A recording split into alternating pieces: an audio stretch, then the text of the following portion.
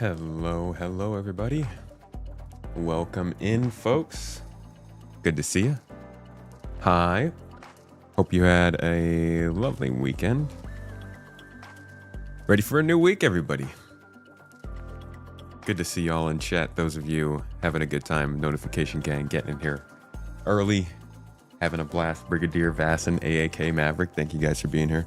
Maverick, I see you depositing the bits on the folks in chat. Appreciate you, dude. Good to see you all. How was your weekends, everybody? Welcome in, Curses Breaker. Oh, we have... Maverick, did you single-handedly get us to a hype train on Twitch? Before we even started? Thank you, man. Appreciate you. Elf Crisis. Hello. Good to see you. YouTube, I'm sorry, I'm not seeing the chats for some reason. Matt Sully, Baldson, Astro Monkey, Shifty, welcome in, guys. Welcome in. Happy to have you here. We're gonna have a chill Monday today. Toes. Gonna hang out and talk a bit about what's going on, what news is up, what the game is doing, what people are doing in the game, what's coming up this week and for the rest of the month. Hope you're looking forward to it. Tell me how your weekend's going, though. Or how your week's going. How has your week been, everybody?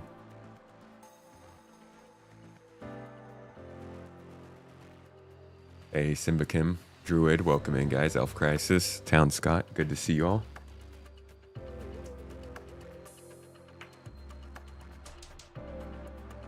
Not a bad weekend.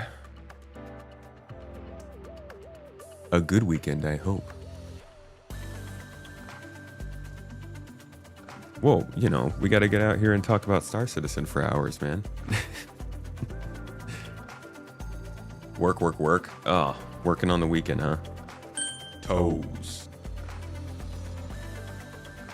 Hey, thank you guys for the subs on the hype train over on Twitch. What's up, Ananzi said, hi, it is I, Ananzi. I have come to... Why do I sound so loud in my ears? I have come to warn you of impending doom. Hopefully the word count lets me, because you need to know that if... sorry, buddy. You got cut off. Gonna need another month of sub to finish that comment. Thanks, man. I appreciate you. And Shifty, thank you for the Prime sub. Y'all help that hype train go. Nice to start a stream out with a hype train. Monday came and went. Tuesday will likely do the same, right? You're in the future. That's right.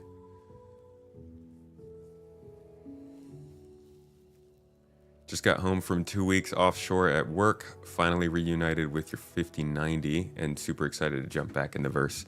5090 must actually be able to run this game.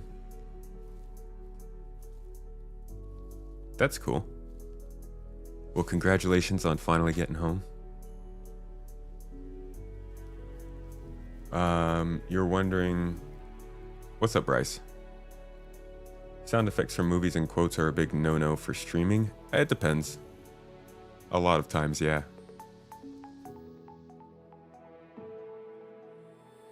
Did I see the computer slot they put into the PTU with the flight blade slots? I heard about it. I'm guessing it's for like PDCs and stuff. Hello, Raptor. Kevin, welcome in, y'all.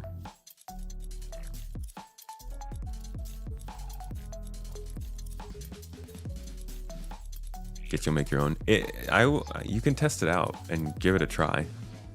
It really just, I think it just depends on the sound, how long it is, the studio, all that kind of stuff. But like usually you can get away with sound clips, sound bites. Doom, has it come so soon? The doom is the doom of happiness and all that.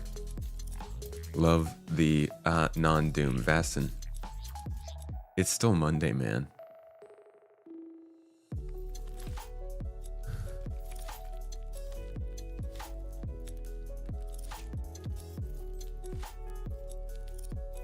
Hey, somebody gifted out a sub on Twitch over to Kongs. Thank you. Appreciate you for that.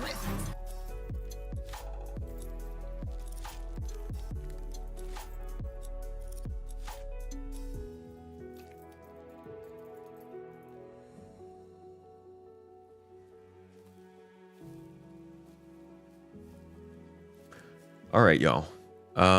We've got some interesting stuff to talk about today. First, we're going to look at the Liberator, which is, I mean, it's kind of, I think it's an interesting topic because the Asgard people are interested in that and kind of what's going on with that ship and why it would be coming out. So I figured we could go into what the Liberator is and why that ship isn't coming out instead, as it does sound like they're similar.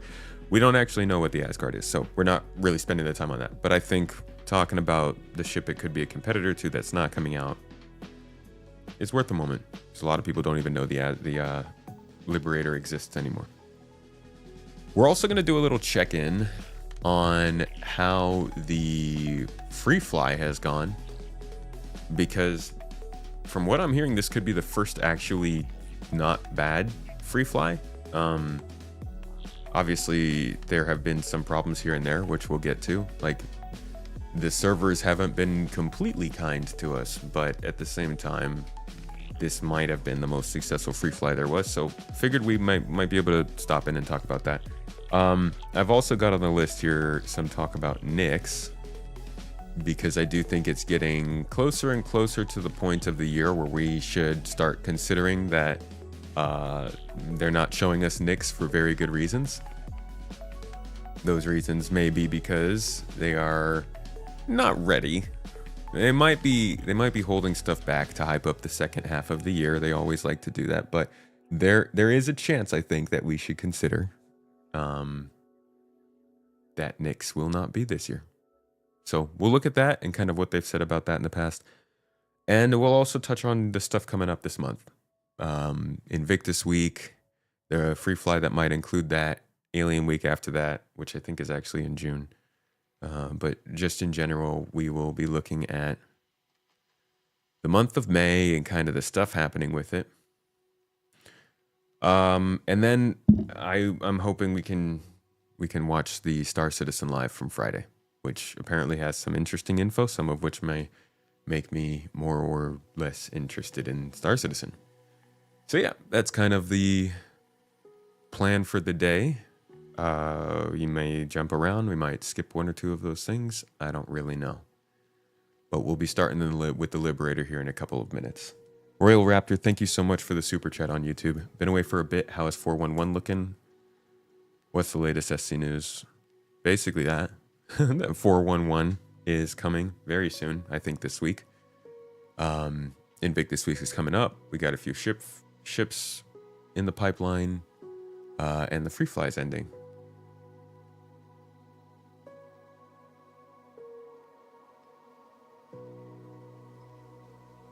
Oh, there'll be a free fly, I think.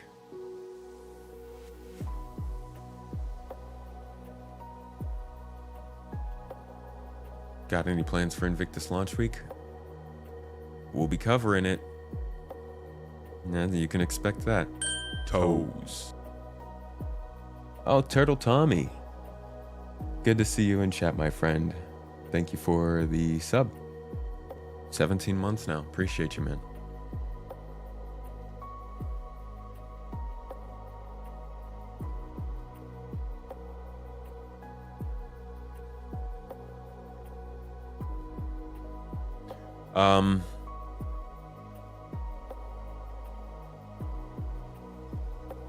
Next September, Castra 2026, Terra 27. Whoa.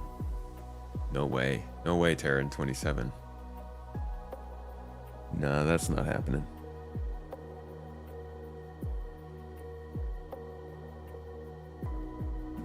Hey, good vibes. Since you got replaced by AI, you got into tattooing for work, couldn't help but notice you got something new done on your arm? No, I haven't gotten anything new.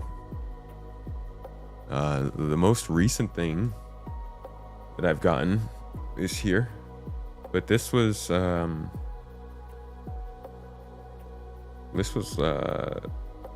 recent. I mean, not like this year. It's been everything else here is pretty much been here for a while.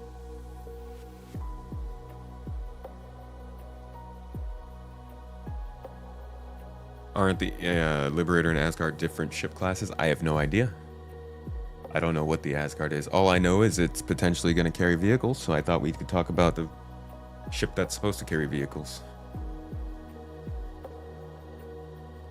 You felt like the free fly didn't get that many people, or the servers are significantly improved from the last free fly? Well, numbers certainly went up. Number of people who jumped into the game went up during the month, so there's definitely higher load than there was the rest of the year. Yeah, Terra will be on 1.0.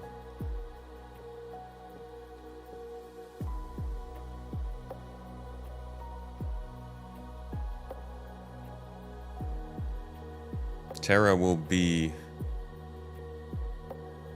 I mean, it'll be, we don't really know what Terra's going to be other than just what planets are there. They could do a whole bunch with that. But I think it'll mostly follow the lore.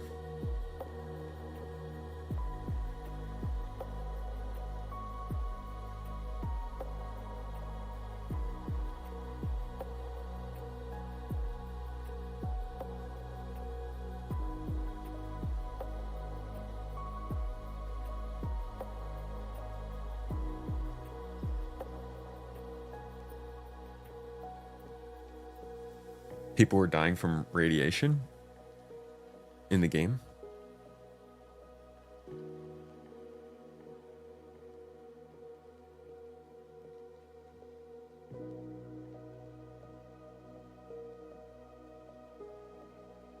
Hey, Taco, huh? How you doing today? Good to see you.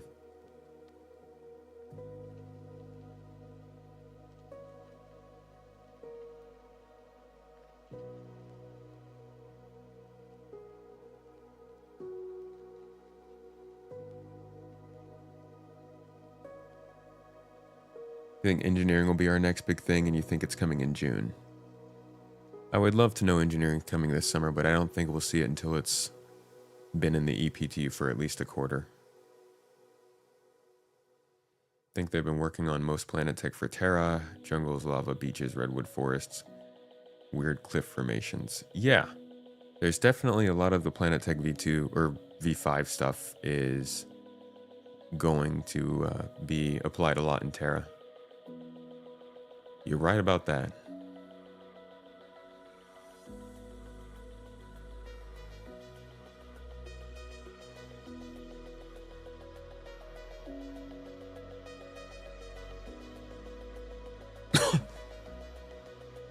All right, let's talk about the Liberator.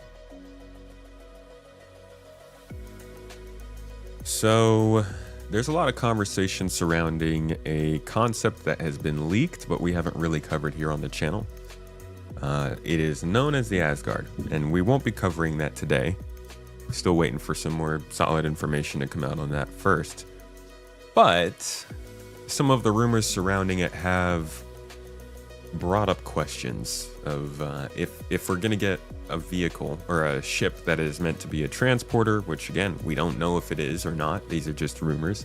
But if we are, then people's first questions are, what about the Liberator?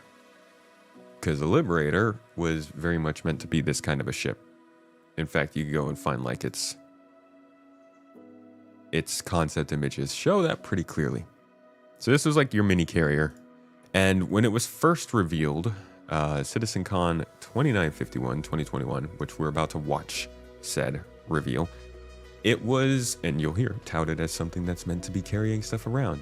The thing about it, so this is a post from 2 years ago. The thing about it is, like, most people, and this is what we're going to find out today, if they ever officially said anything about using it in Pyro, most people thought this was very clearly an indicator of Pyro specific gameplay. The idea behind this was, if you can't land somewhere and get fuel or repair or just anything that you needed to do, this is the ship that you would use if you're out in like a wasteland or a frontier system. Now, the most obvious reasons why that wouldn't be the case is because you can't even do those things in game right now. You can't really repair your ship that well. Refueling is the way it is. So there's definitely reason for this ship to not be made, since it would need to factor in ship services. And they probably messed themselves up on introducing a ship that's meant to be a carrier that everybody, as you can see here, very much thought it would be like a pyro thing. In my opinion, we need this ship for pyro as a light carrier. And you'll see a lot of people saying stuff like that.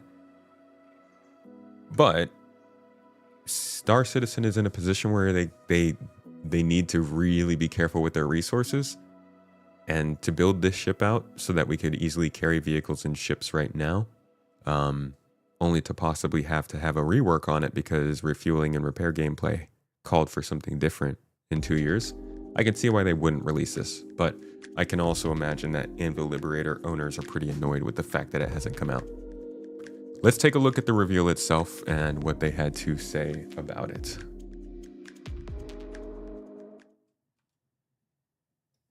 From the 400i to something a bit bigger, and something entirely new, which is the Anvil Liberator, which is Anvil's latest design spaceship, which is purely for transporting ships. So we wanted to do something properly and sort of provide that entry-level spaceship for that career. If you want to be a ship hauler, then this is the ship for you. It provides that good foundational base for it. It's a fairly regular sort of process on this one. As Jared and I have chatted before, you know, these ships are often described as berths, you know, easy berths, hard berths, difficult berths. I think this one was a fast berth. It's been a while since we've worked on some Anvil stuff, so in terms of the lineup, you know, we have the Ballista, the Terrapin, the Hurricane. The Valkyrie, you know, is probably more sort of, you know, it's one of those larger ships. Then we've got the Carrack. Yeah. So a lot of work has already been done for those ships, and we've got, you know, we've got the modular kits. So in terms of a concept process, theoretically, it's smoother sailing. And in terms of, you know, our process again, you know, it's that investigation, and you know, each manufacturer has sort of a loose set of rules. I'll say it's loose because there's always space for us to sort of slightly veer and slightly tweak the manufacturer. Well, I think, like you were saying earlier, like manufacturers change with time as well as they evolve. Yeah, it's not like every ship came out with the exact same date with the exact same manufacturing processes. It kind of all. Yes, yeah. And I think, I mean, that's kind of what I like about Star Citizen is we've got this sort of, it's this sort of rolling kind of like design, you know, it's sort of, design everything is being updated, and it, you know, it's nice that, you know, when we work narrative and they're like, oh, well, actually it's based on this old design, or whether it's a new stuff. So, you know, one of the early requirements from John, which you can see here in this fabulous designer art. Top quality design block. Yeah, I'm liking it. I'm not sure about that shade of green, but not quite Anvil. But basically, this is super easy for us, and also, you know, because we're working with a contractor about sort of laying out the limits of, you know, because we always, you know, we like to make ships big, you know, so it's always, okay, we've got our metrics, it has to fit within this, like, whatever you do, make it cool, but it has to fit within these bounds. Yeah, it was quite strict on the landing pad size, but you need to fit a number of ships in it, but also make sure that it really kind of stayed within its, otherwise John will give us big slap wrists. I'll come after you. Yeah. Because on that image there, you can see there's the red box, which is the maximum bounds that the ship can be. If you go outside that, it literally won't fit through the hangar doors and ceiling. So obviously it has to be in there, and that's a max, not a goal to hit, because we've ended up in the past with ships that have a centimetre or two's clearance right at the edge. Carrack. So when you're coming in and out of the hangar, you just clip as soon as you clip one side of it, then it throws it into the other one. It makes it difficult. And you can see there for the extra small landing pads, the green size. So once you've got 3 of them, so at this point in the design brief, it was just 3 extra small ships. By the time you've got these 3 green, and they have some Z height to them, which I didn't put in here.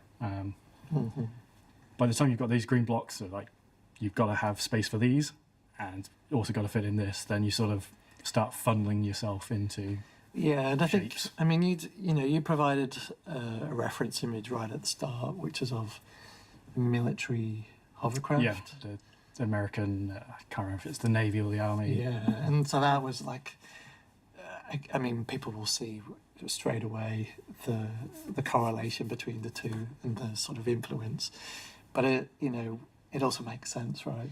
It's a very functionality. I'd say it's a very functional ship, isn't it? So and it feels like say, obviously, the real life version has been made for that function, and this kind of follows suit. Yeah, definitely.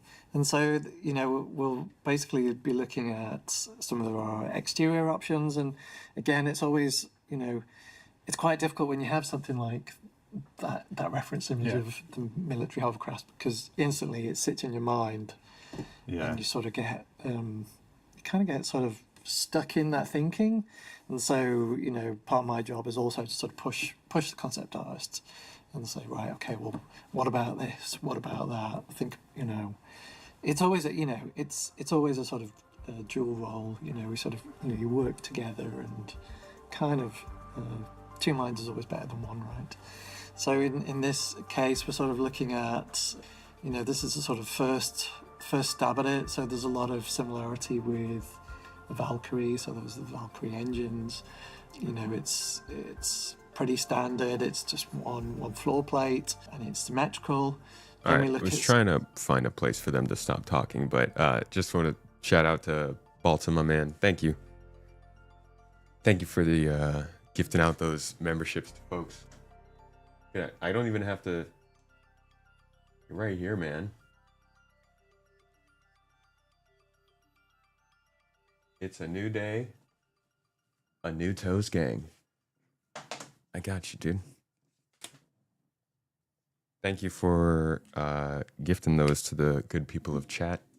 People of chat, thank you for being here. Thanks for supporting the stream. Make sure to get those exclusive videos in. Check them out. Some cleaner stuff. It's not, it's a nice design, but it doesn't really speak of Anvil to me. Yeah. I mean, but it's cool. I like it. There's some interesting things. Certainly very hovercrafty. Yeah. I think just too simple for too edgy. Yeah. This one was asymmetrical version. We've got that massive tank on the side. What it does, I'm not quite sure at this point, but it's it's just visual exploration. We've got the asymmetrical wings. Again, sort of interesting stuff. At this point, we're starting to push into like terrapin territory. So we've got sort of essentially like the bridge, and it's kind of like got a cowl. It's like a sort of it's kind of like the little turtle head from the terrapin, and sort of mixing and matching. And so it's kind of interesting. Again, we're doing these things rapidly, so has some pros and cons design wise, well, because obviously we have the XY metric, but you also have the Z. So a lot of our hanger metrics are quite tall. So the problem with this one was it was just to the height of the ship. The actual height it would have needed to be would have been double that. So then you end up with this really tall gangly thing, because we've also shortened it by a third. So I like you trying to get yourself into like the shape of a ship. Yeah, that's really good. tall. Yeah. And then here is like where we sort of start hitting upon something that I don't know where the decision was made, but it made sense to have the garages on that lower deck. Here, you've got two tanks lying side by side, which is cool. It looks good, but it isn't actually like an official feature. Yeah. It was around this point where we were looking at the double layer thing and trying to get these two layers to work, or two floors to work with the three larger ships. So we changed it from the 3 extra small pads to 2 extra small pads, which basically take any single seat fighter in the game and some around. So I think a Prospector also fits on there. Yep. And then we scaled the front one down to an extra small. So that's things like the Argo MPUV, Origin 85X, and smaller flying ships like that. But also, interestingly, that extra small metric is sort of the same as the medium vehicle metric. There's like a meter difference in height, which is the Ballista and Nova. So we went from these 3 extra smalls to 2 extra smalls on top, 1 extra small at the front, and then these 2 garage slots, which can also, if you're willing to try and fly your small ship in there, You were playing around. You could fit quite a few combinations of ships in there. I had a shot. I treated it like I was a fan and basically filled that whole carriage. There was no sort of like door opening space at all. It was it was cyclones and we know what the rock players DSs. are like. Yeah, I mean it looked good. I mean it looked like it looked like a ferry. When they're just full of the vehicles all just stacked up. Just increases like the risk value of just to flying. be clear, this is likely what this year's CitizenCon is going to be like. This was 2021 where they didn't have a physical CitizenCon, but they still had these sorts of videos. They just had folks that had things to say. It's basically like a long ISC.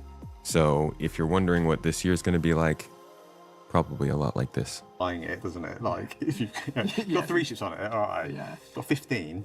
And need a big insurance payout. So once we have the an exterior that we were happy with, then it's then we move on to the interior.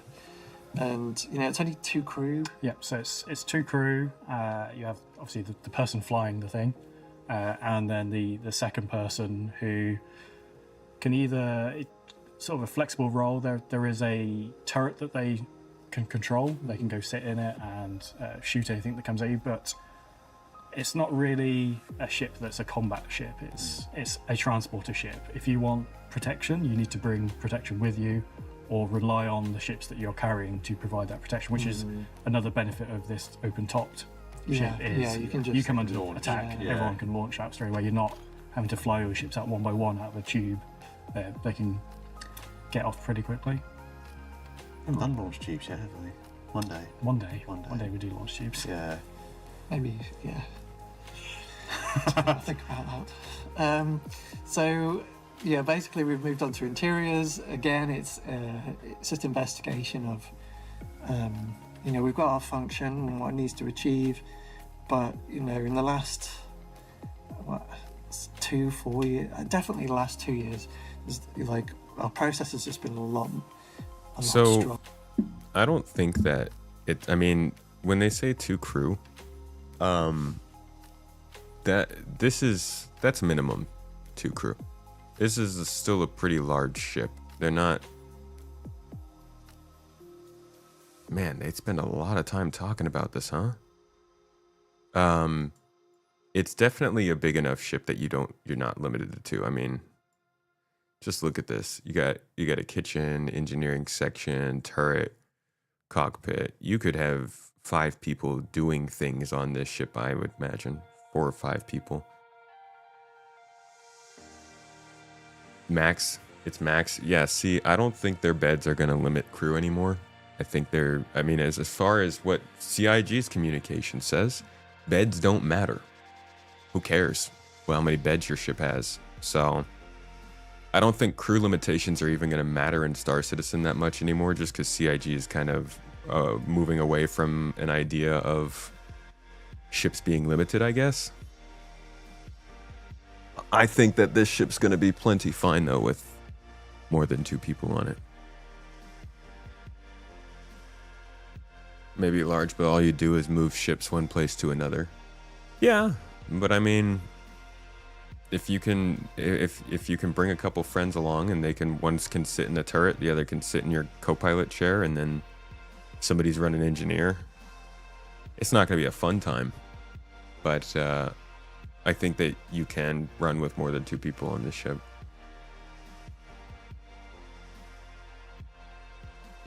Right, they also have room for the people of the ships. Depends on if engineering air will have limits. Life support could be a thing. That could be a part of it. We'll have to see. I don't know. I don't really have full belief that CIG is going to stick to that anymore. The whole beds don't matter thing, I think, really changed my own thoughts on how much they're going to limit ships. I hope they still do. I think that's a big part of how the ships work, but it's CIG. Whatever they want to do.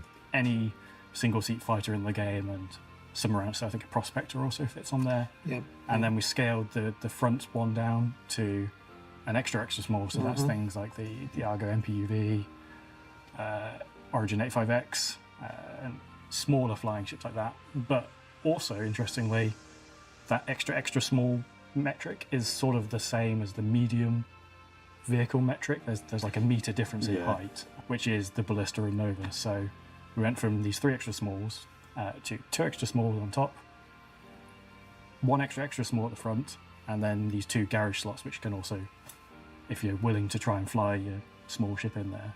You were playing around. You could fit quite a few combinations of ships in there. I had a shot. I treated it like I was a fan and basically filled that whole carriage. There was no sort of like door opening space at all. It was it was cyclones and we know what the rock players DSs. are like. Yeah, I mean it looked good. I mean it looked like it looked like a ferry. When they're just full of the vehicles all just stacked up.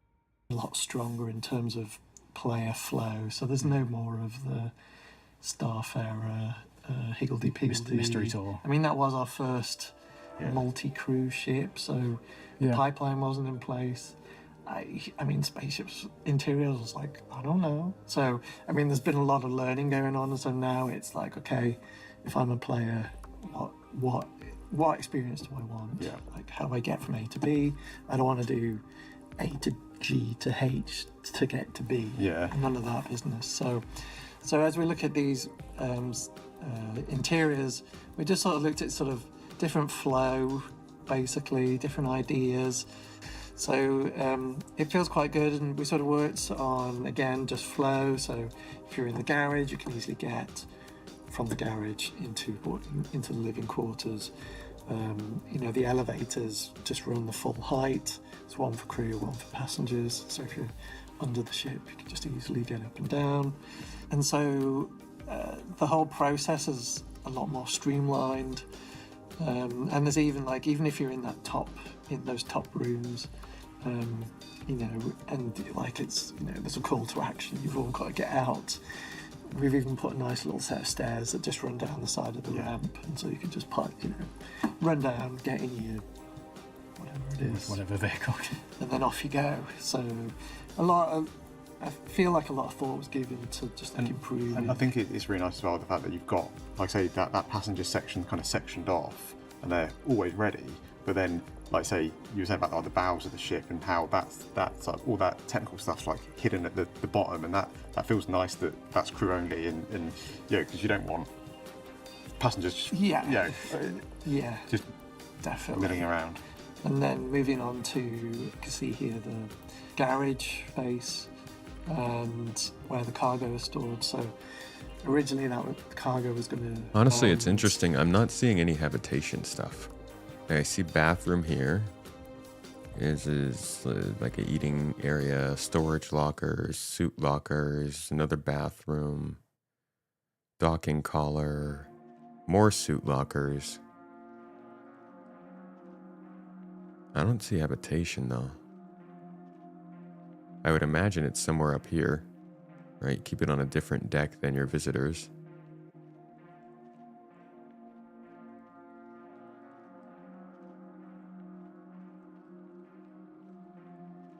This is the crew side. You got storage lockers, life support, bathroom. 2 beds, okay.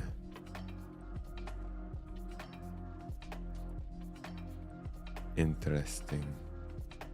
Where the cargo is stored. So originally the cargo was going to essentially take up one of the garage spaces. It was going to be a compromise choice that players could make of that the cargo is stacked down, either down the middle of the lower garage or across like one of the pads, so you could choose. But then decided to... we had a bit of space. Well, basically the concept guy went rogue. I was like, oh, what about this? This is cool. And we were like, yeah, it does look cool, yeah. Yeah, he's like... Well, like, John, can we have this? Coming to a meeting. I've just gone away and done this thing that we're not going to talk about, but it's turned into the cargo storage room. So it's a good sort of save of... Well, we want, for me as an art director, I want my team to feel like they can take those little forays off if they want, if they've got a good idea. And luckily this time it's panned out and makes good use of the space. Because like I said, the ship is quite big. So then we get to the fun part, which is when we get onto promo. I think it's everyone's favourite part. involved with this sort of stuff, and that is really sort of, I call it selling the dream. So it's you're really sort of honing in into what a player's experience might be. And I love doing this sort of stuff as well. So here we've got a fully loaded carrier. It's the core of what that ship is for. Like, you have these smaller carrier-borne ships, is what Chris likes to call them. Like, they're not deep space fighters. They can't go long distances by themselves. They need to be from a parent ship. So the Liberator is, unless you suddenly got an Idris to carry things with, this is what you're going to see going through these wide and long star systems. Like Pyro is incredibly large compared to Stanton, and Stanton's already quite big to go from one side to the other. So we really need these ships to help you lug all your stuff from point A to So I point guess B, that's where it because comes from. Just that Pyro was used as an example of a system where this ship would really benefit. And they did make Pyro smaller since that. Pyro was supposed to be, I think, around 15 AU, and it's around 11. Not that much smaller, but it is smaller. So that affects the need for a ship like this, but it was brought up as an example there. if you do it in your Hornet, that's going to be, I don't know, 50, 100 little stops, whereas you cram it in one of these and send it on its way. It's going to be a much better experience for everyone. Yeah, absolutely. No, I think this is going to be a fun one to kind of get onto. Yeah, I think your team's going to like that. That's pretty much Okay. it for the Anvil Liberator. That's the Liberator. Let us look at the Q&A for this ship now and what they were saying about it more specifically. If fighters can't go long distance, then starter ships also can't go long distance in the future. Fighters are a specific breed. They're made to be lightweight and very limited and small, so they're limited on fuel more than a starter ship would be, which will give them more space to a quantum drive. Okay, so Q&A wise, Liberator's got some interesting things to say about it, but all of it's subject to change, of course. First question they're asking, what are the capabilities of this ship? Refueling, repairing, rearming the ships and vehicles it carries. Liberator will only support basic levels of refueling, repairing, and rearming, which will be done manually by players on board using supplies stored in the cargo bay. It does not have dedicated facilities or separate stores. So there goes my belief for why it might be delayed. There's not actually anything in this ship that is definitively linked to repair and stuff like that. So they wouldn't need to do a rework if it's all based on what players can do here on the deck itself. The deck is not protected. Shields project multiple meters from the ship's hull, so most ships will likely be partially covered. The same applies to the Kraken and any other ships where vehicles are stored on the exterior. Okay. Yeah, Liberator could have been done by now. I mean, carrying ships around is probably a physics thing that they don't want to have to deal with, but it's not like there's anything keeping this ship from functioning in the game.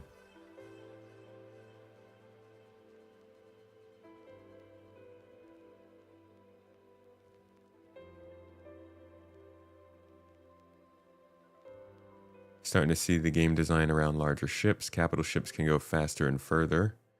So in those large multi-AU systems, distance planets will be playgrounds for big orcs. Definitely being able to go further is a big deal.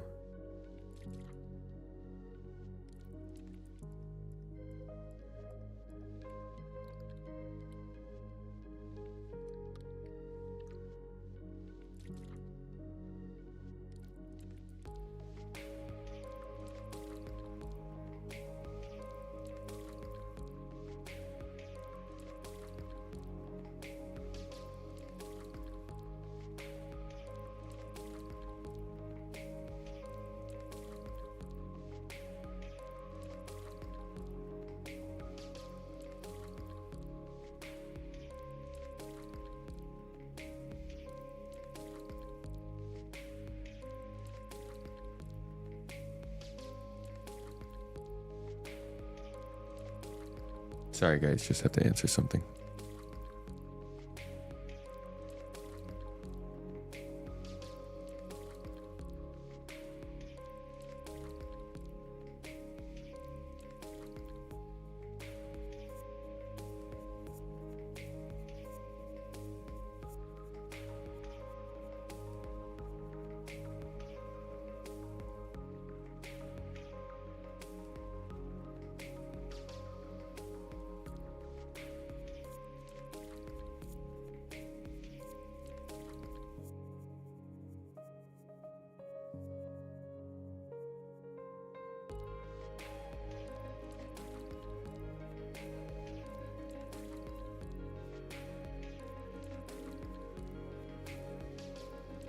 Looked like I fell asleep. Sorry about that.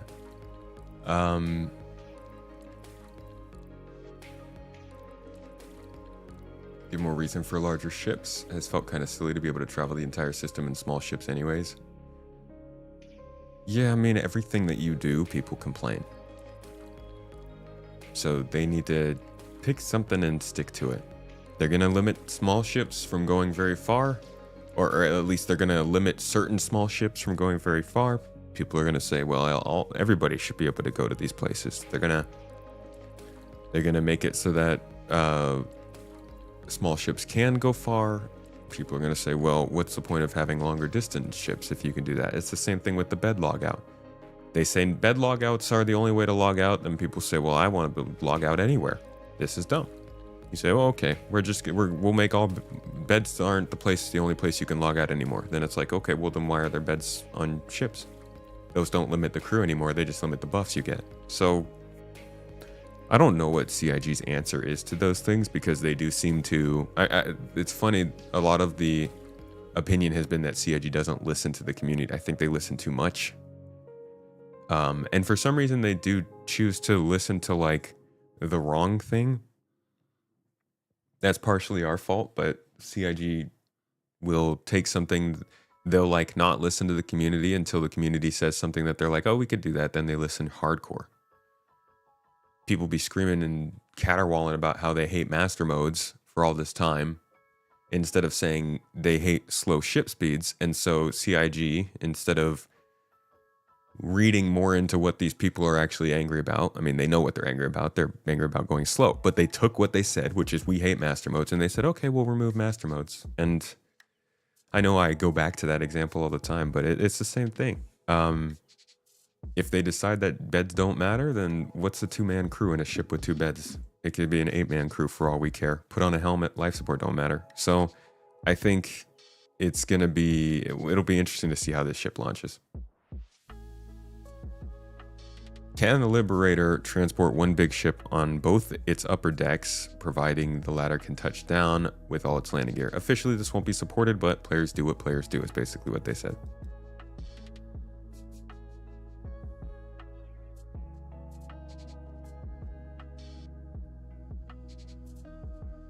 They listen to loud people. Unfortunately, loud and correct are not necessarily the same. Systems we have in game right now scream starter system to you. Yeah, they are very much starter systems, but like how much are they going to shrink the other systems that aren't? Like, why did they shrink Pyro? You know, Pyro's a late game system.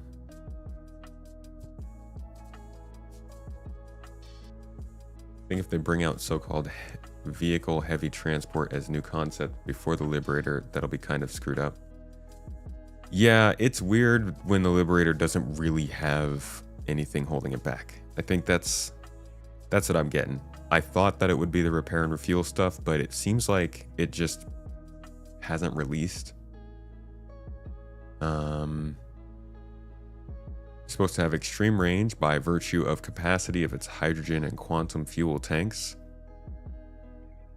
Kraken and Idris are over double the size and will have greater range. Okay.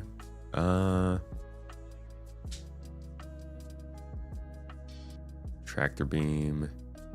Facilities to house crew. Crews of those transported vehicles have access to their own dedicated area of the ship, complete with food services, locker, storage, bathroom, and seating area. So not much else here that would give any reason for this to not exist.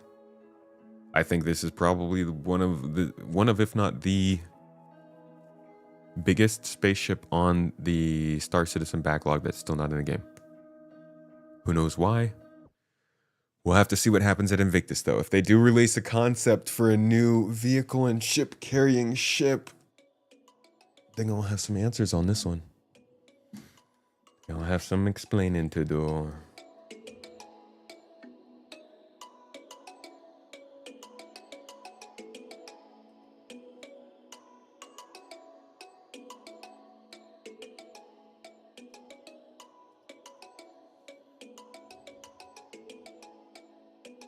Maybe the refinery part?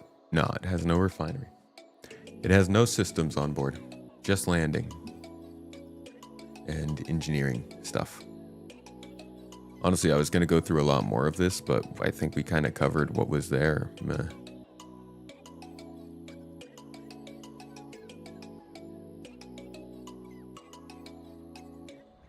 Main thing is I think everybody just thought this was going to be something that came with Pyro. I mean, even when you look at the way people talk about it in these Reddit threads,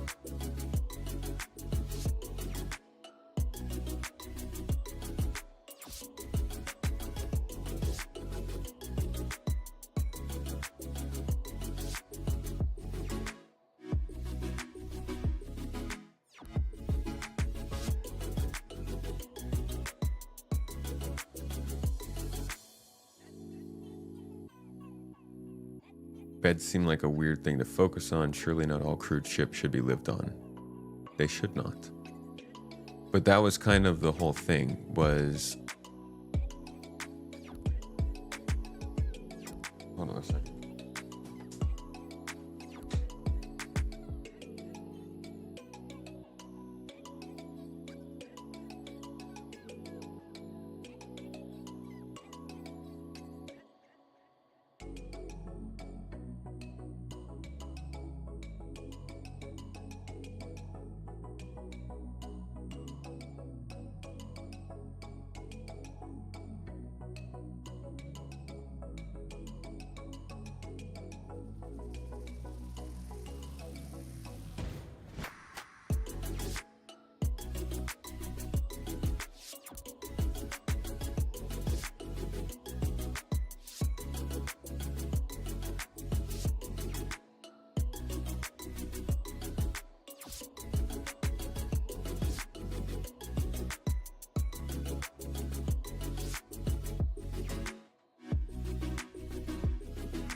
Oy, people soliciting at the door.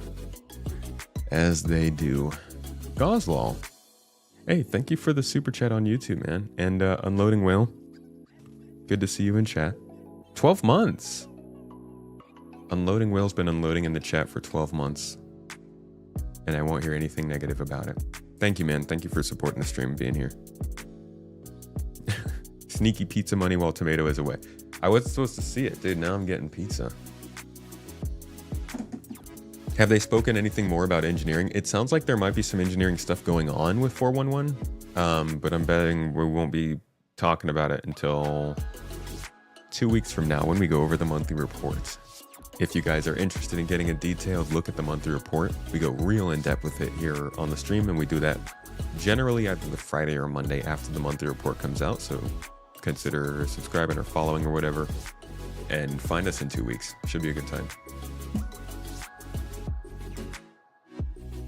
By starter system, you mean Pyro provides a playground for PvPers while CIG is building out larger systems. Even if they do significantly shrink systems like Killian and Ellis, we'll still see 10 plus AU jumps.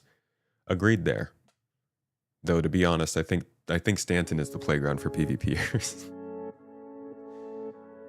But yeah, the game we're playing now is not formatted like the game that we will be playing in the future, and that's why I just find it very weird when they're like, yeah, no more bed logging. All medical beds can do respawns. Item recovery. Like, yeah, okay, you're trying to make the game play well for people who are playing right now, but we're not playing Star Citizen right now. And it's gonna really hurt if they try to continue changing the game to fit what it should be right now, to the point where the end vision of Star Citizen is dampened because we've been trying to please people the whole way through. What time is it where I am? It's almost 11 a.m. here.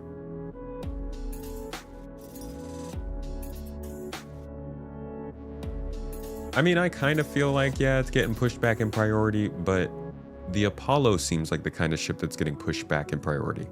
False starts, a little bit of news here and there, a looky here, a looky there. The Liberator, not even touched it. Haven't even talked about it. I looked up all the different places that they've mentioned the Liberator, folks. The Liberator has never had its own dedicated video. It's not been talked about in any monthly report. It's never been talked about in Star Citizen Live, except maybe a small mention. It was revealed in a CitizenCon panel. Just like very kind of forgotten about ship, weirdly. Elzendale, thank you for becoming a carrot. over on YouTube. Welcome to the club, friend. Chances they renamed the Liberator. That'd be funny. Though you really want bed log mechanics to work for party members and have an ability for a party member to bed log into your ship, given some conditional requirements. Not sure what those are exactly. That'd be tough. It's not about quantum traveling for 40 minutes. Always good to remember, a lot of the things that get added to the video games aren't added because people like them. Nobody likes losing a life, but you can. Because you need consequences. You need things that suck in a game, or else the things that don't suck don't feel like they don't suck as much.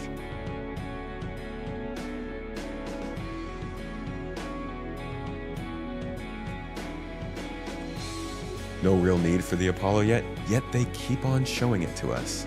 See, that's what I'm talking about, Bastin. A ship where there are needs for, not a mention, nothing.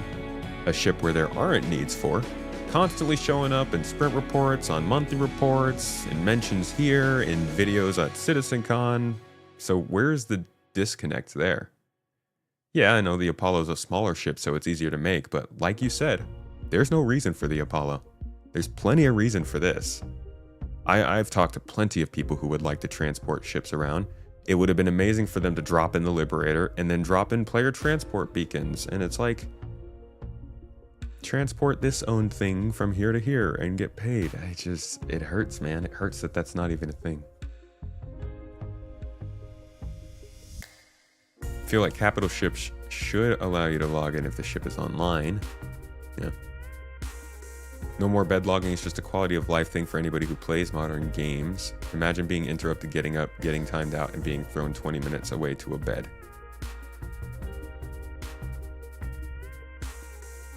But it's a quality of life thing for anyone who plays a modern game. But like, dude, what if we all didn't want to play a modern game? I think that's what people miss, is there are reasons to make changes. The thing is, like, when you're following a game for 10 years, I just want to be clear here. This isn't some small little nitpick that I'm having. If you go to the funding page and you look at the amount of money that they asked for and the things they said they were going to give you when they got this money, one of the things they said right here was, explorers out there will be able to save and resume while they are out at space by powering their ship down, hitting the bunk, and exiting the game safely to resume your journey. So like they can appease modern gamers for all the things that they want to skip for their quality of life, but at the end of the day, CIG has a game that they said they were going to make, and as you slowly chip away at that game for all the people out there who want the quality of life and don't want to get sent away from their bed when they have to quit the game, all the people who were here to fund it originally are like, okay, cool. That's why people feel like the space sim is disappearing. That's why people were mad about master modes. That's why I had problems with hover mode. Just like you can't just say you're gonna make a game and then not make the game. So we'll see what they do. But as of right now, they said that beds for logging out are not going to be the way. And to put it one step further, just because beds are required for logging out doesn't mean you can't log out anywhere. They could literally just say, hey, put a knapsack, put a bedroll on your back, take up inventory space, and then hit a button and you can log out wherever you are. It's still balance. It's still requiring you to think about how you're playing the game, which was the whole point of games like FromSoft games, and different things like that. That was bad design. Brother, what do you mean that's bad design? That's a super common mechanic, to have to go somewhere to log out. It's not bad design unless they designed the game to not fit that, right? You get to choose what you design, and then you say, I'm designing this mechanic so it fits with all these mechanics. It's only bad game design if the game's not finished, so it doesn't work correctly.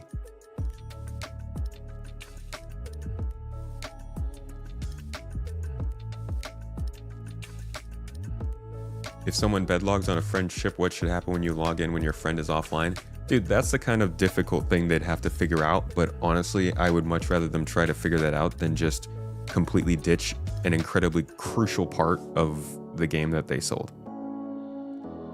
That being said, there's no guarantee they're ditching it. The only information that we have on this, and it's crazy, dude. There's like, I need to make a video about this. I'm sorry, I'm starting to get a little more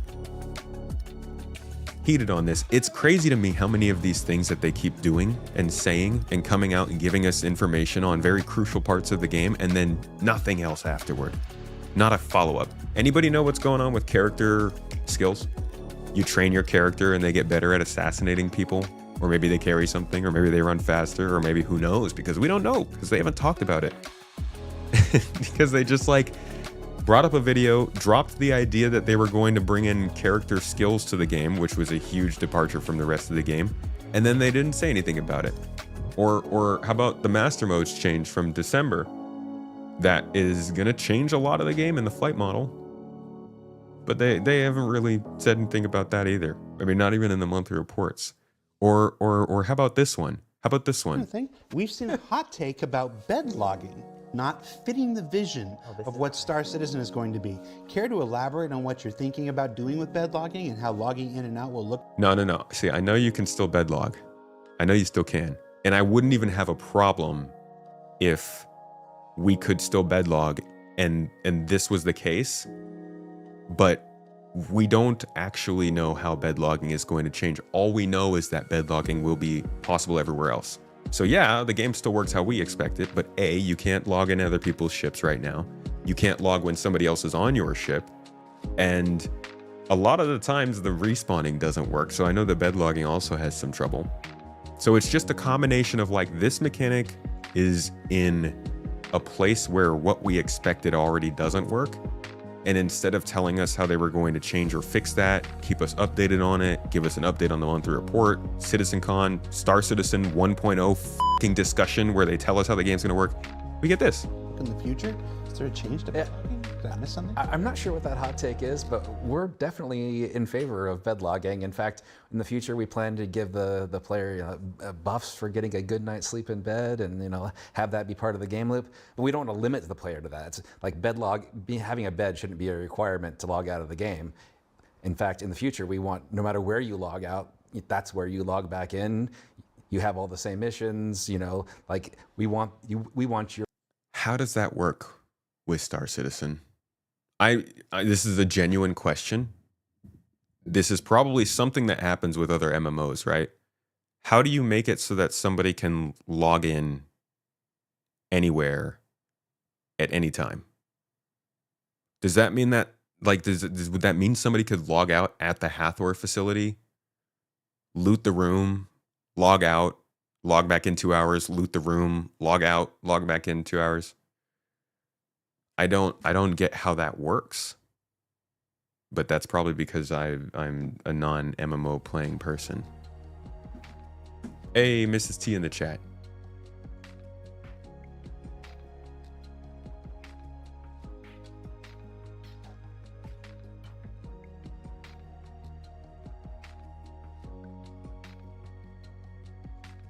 Can't remember the last time you heard me this frustrated. It was because of the podcast, Gumbo. Typically, there are places you can't log out. So then what he's saying here... Log back in, you have all the same missions, like log out. Like, how does this work? Requirement to log out of the game. In fact, in the future, we want, no matter where you log out, that's where you log back in. I don't know. I don't get how that works. Private versus public spaces. If you log out in a private space, you log back in the nearest public area. So this is a departure then from what MMOs do.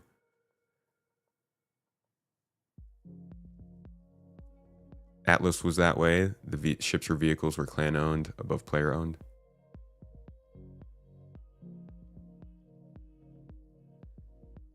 You have some kind of game mechanic like signal distortion that prevents logout. You park your ship with bed next to Hathor and then wake up in that ship bed again. But the ship's still there.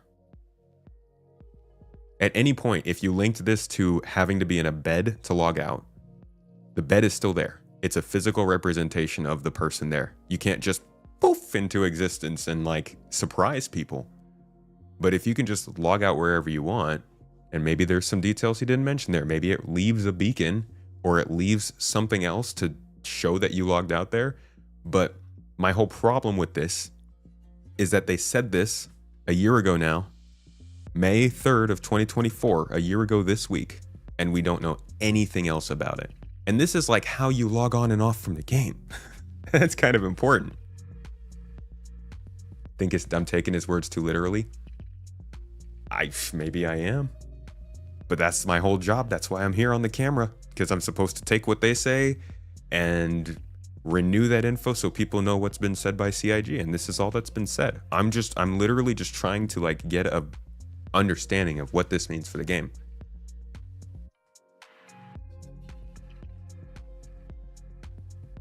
Don't know how they do it now, but on WoW, when you played, you think you log out anywhere where you weren't in combat, but logging out in an inn gives you rest. So like in WoW, is there a representation after you log out? Or you can just log out and then you just pop back in right there? No clue how CIG can satisfy those who prefer convenience and those who prefer simulation, but me, I hope beds to be important somehow. I don't even need simulation. I just want things to matter. I just want choices and decisions to matter in the game. Toes. It doesn't have to be some crazy thing where if you log out in some place, you're always linked to that place. But if I can log out anywhere I want and then log back in, at the very least, like make it so my character is losing hunger and stuff because I didn't log out in a proper location.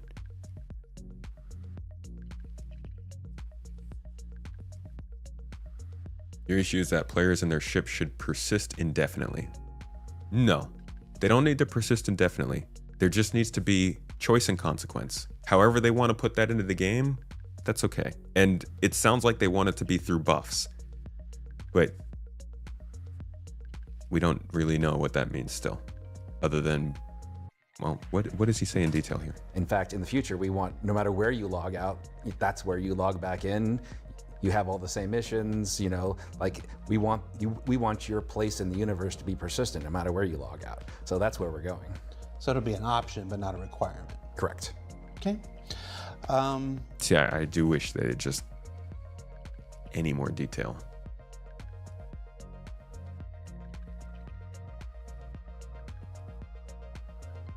MMOs usually have safe areas that are ideal for logging out. If you log out outside of those areas, your character will persist in that spot for a set time and you will remain vulnerable until the cooldown expires. That's reasonable.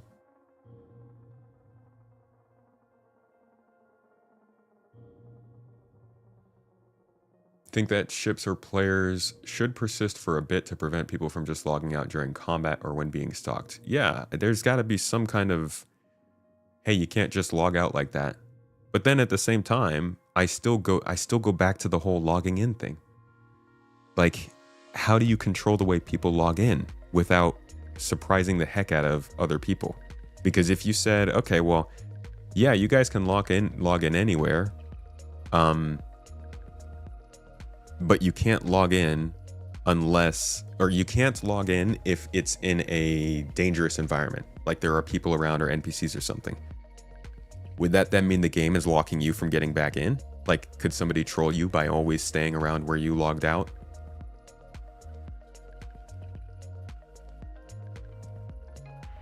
Yeah, because you could poof into Hathor and get destroyed by the people there. Although that's a little more in your choice.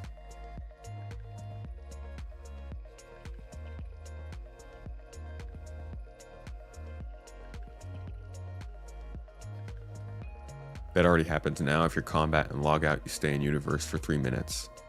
Right. Which, cool.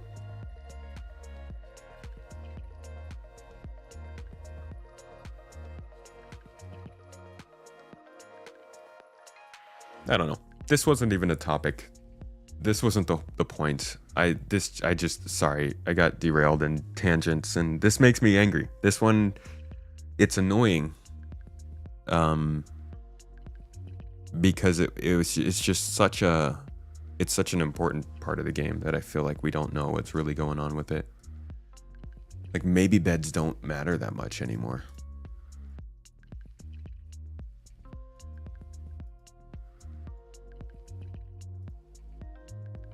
Either way, let's talk about May. And oh,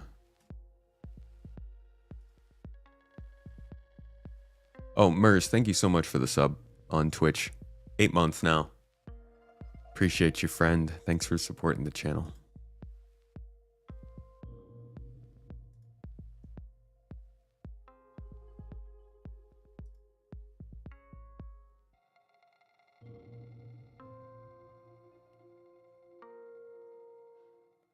Beds will matter for the long-term health of your character.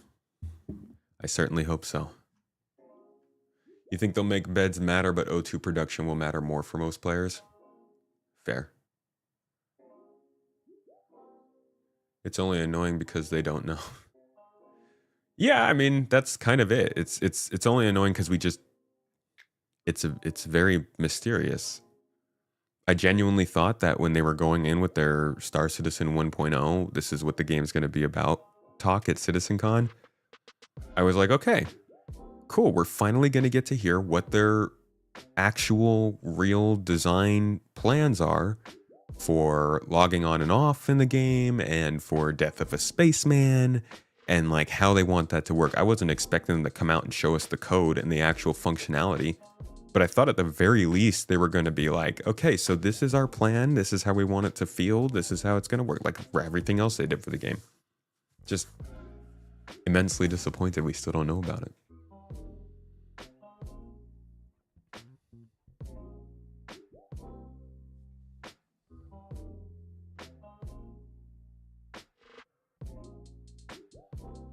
You think a hostile zone should be fully persistent? If you log there, then you persist indefinitely. Pulling in elsewhere shouldn't be a big deal. It's a video game after all.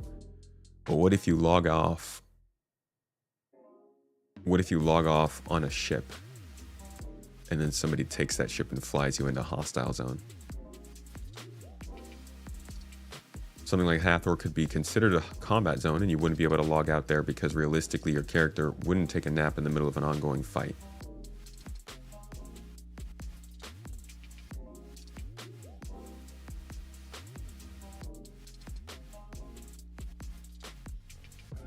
But if we were coming from like more of a simulative background, wouldn't it be cool to be that person that built the armored outhouse in the combat zone and then logged off in the bed on the inside?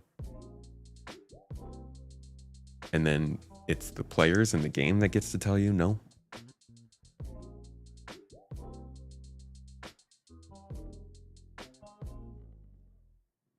You're not more annoyed with not knowing about Death of a Spaceman?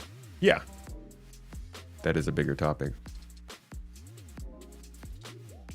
Grid news, that is the plan, to allow us to log off anywhere.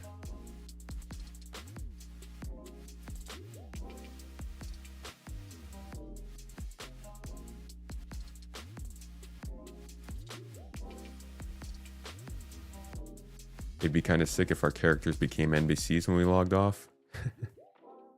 That was their original plan. That's what they wanted to do. Agent smithing, all that kind of stuff.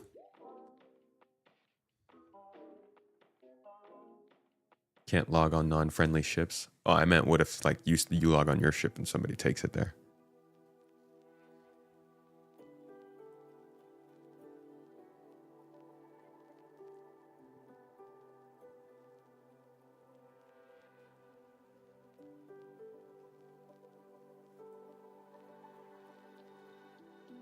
Yeah, I think for like technical issues, for lost connection, a grace period is nice, like of a few seconds. Otherwise, just put them back where they originally were, where they came from. But then that's an easy way to glitch back into the starting location. So something else to have to figure out.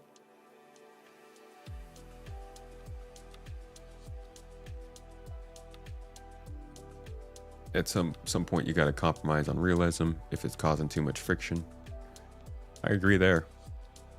I just want some choice and consequence for it.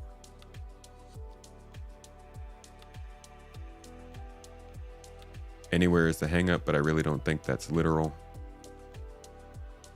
Anywhere might be a bit of the hang up for you, but for me, it is also a level of planning and like thought going into the gameplay. if there's something else about logging on and off that goes into that, then cool.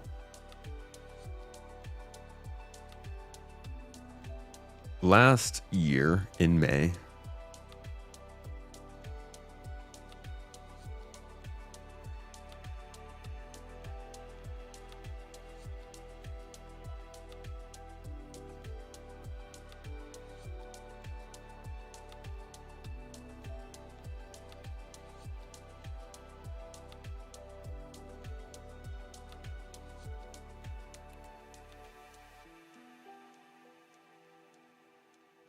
all right, back to May of last year.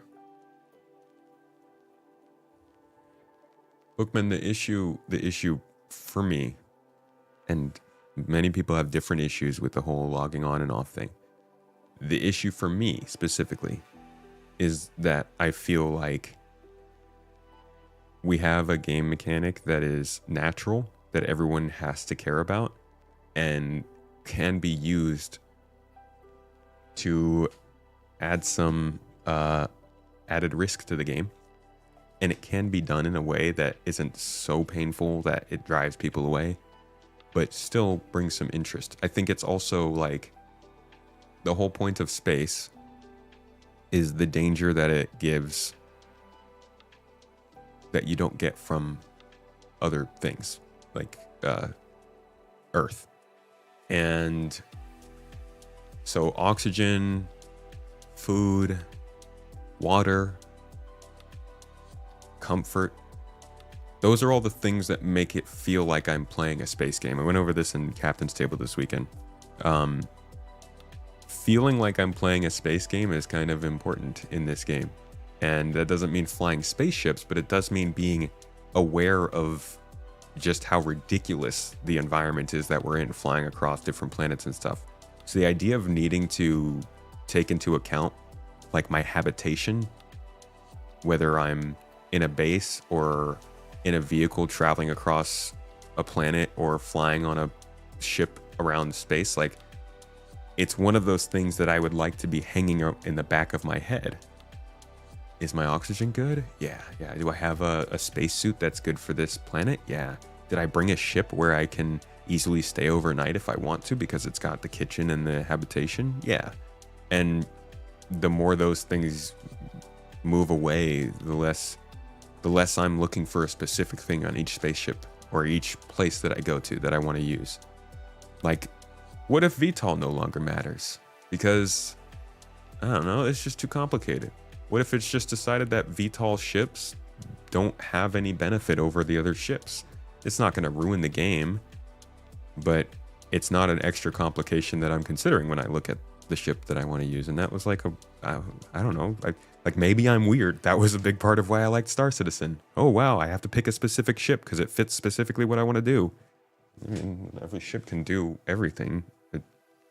It starts to not matter as much. I don't feel like earning enough money to buy that new ship anymore, or upgrading that specific ship because it's got beds on it. Now I don't need to upgrade that ship. I can just get the more powerful one, even if it doesn't have beds. I don't know. I don't know how else to communicate that point. I just, like, there needs to be importance around these things, in my opinion.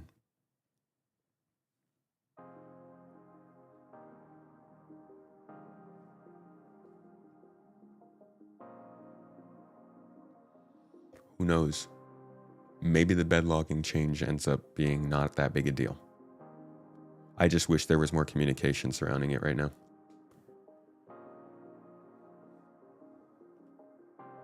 Let's talk about enough of me complaining about beds. Let's talk about last year in May. Star Citizen. It actually started out strong. This very Star Citizen Live that we watched, this was the beginning of May last year, and it was amazing. They talked about economy updates. They talked about 323, bed logging, scope glint, master modes, performance, what's going on with the next update, a whole bunch of stuff. And even like, how does a solar player fit into Star Citizen? This is a pretty good Star Citizen Live, and in general, the Star Citizen Lives were pretty good back then. Hopefully we get a good one this week. that would have been this week last year. Hopefully we see a good one, but their focus is different now.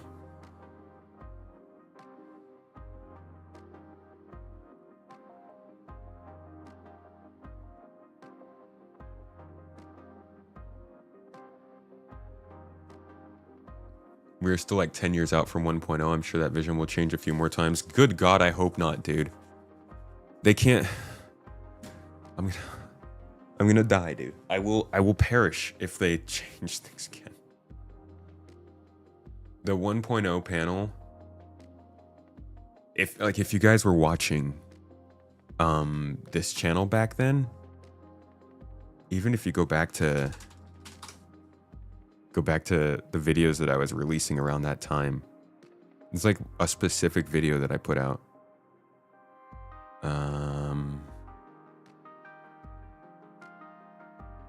Here it is. The importance of Star Citizen 1.0, how CitizenCon could finally define the game Star Citizen is going to be.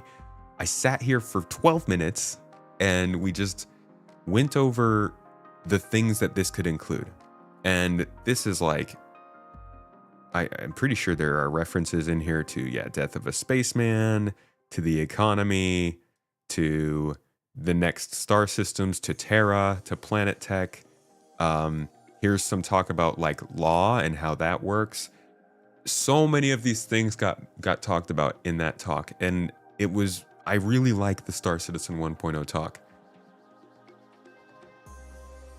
I'm just surprised that certain things didn't get talked about. And that's why it bugs me so much, because I don't want them to change things. They finally laid it out for us, and it sounds quite fun. Let's just get there. We can already exert some control over our food and hydration levels with some detail, so some of the daily life systems do exist. Yeah, I like the food and hunger. I do. It annoys me. I always let my hydration run down to 15% because it drives people crazy. But I like that. I like survival. I like worrying. I'm terrible at it. But it makes the game feel more interesting. Let me do all my freaking... Give me the nonsense there, you know? Bet you and Mrs. Tomato will probably be cooking a lot of recipes if cooking becomes part of the crafting. Dude, wait. I always have to... Yes, first of all.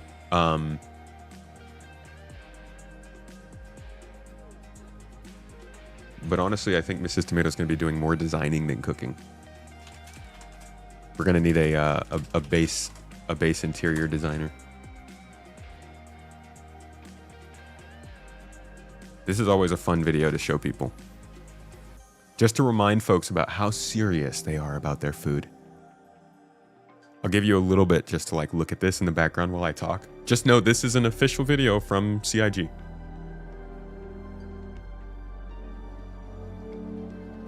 .1.0 will be in 2028. That would be great.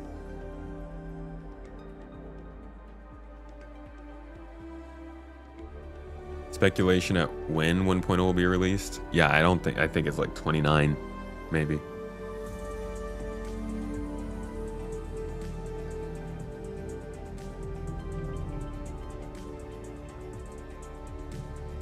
I don't think the food thing is going to be that crazy in this game. I think we'll have a few recipes. It'll be mixed in with crafting. You'll be able to use some of these ingredients and stuff you're finding around the game, and you can make meals, and they'll have a couple pre-made meals you can make. This was just a joke. They just spent 10 hours showing the creation of procedural foods, which, you know, some people are into that. I won't yuck your yum. But yeah. They had a pretty nice Star Citizen live around this time last year. It looks like this year it's going to be about a ship coming in Invictus week. That's funny. That's funny. That's very 2025 CIG. Inside Star Citizen was about the Firebird. And we got the Firebird. Right, so Invictus last year had the Firebird, the Ursa Medivac, and the Mirai Pulse. Actually, the Mirai Pulse came with 323. So the Medivac was a big change, but this wasn't. Oh, our MPUV tractor as well. So the ships we got last year at Invictus weren't that crazy, but the hubbub didn't really start until later in the month. Invictus launch week, they dropped the schedule. For anybody who doesn't know how this works, Invictus launch week is like a very important time for the game overall. This is one of the busier months. May is going to be one of the busier months of Star Citizen, and you can see that reflected every single year in their funding, in their memberships growth, in all the things. A lot of these spikes you see on this map here. So that's the December-November spike. But then you go forward. Oh, that's still notes. Okay. What year is this? 2019? Wow, we didn't hit it very well, huh? All right, here's the May spike of 2020.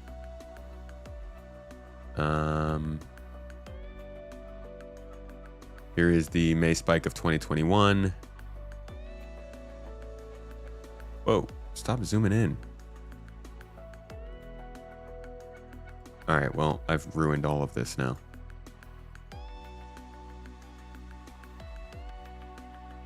What am I looking at? There we go. Okay. November. Here's the May spike of 2023. December, and the May spike of 2024. So you can see, and that one's kind of covered up, but you can see that it spikes around that time every year. And you can see this in the months too, once they started doing Invictus Week, which I believe their first one was 2019 or 2020. And you can see in 2020, May started taking off. And then every year after that, May has been huge. The other big month is November. So May and November are very important months for Star Citizen. And we'll be seeing the same here. You'll see a lot of marketing coming out for it. They will have free flights, most likely scheduled. They highlight certain ships every day. So even if there is no free flight scheduled, these should be available for you to rent on all the days of the week. And you'll be able to see the details for this for each day as we get closer to Invictus Week, which starts mid-May, about May 17th. This year, probably be May 18th. Or May 17th. Maybe they stick to the dates. And there's actually some pretty good stuff released to go along with it too. I think one of the most hyped times they did the Invictus trailer was when they showed off the F8 finally for the first time. Which was, yeah, that was their 2020 show. The time has come.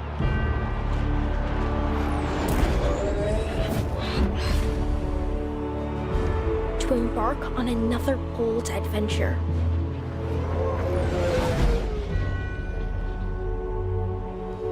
To face dangers, new and old. We feel your deeds far and wide. Everybody with me? Let's give them a show.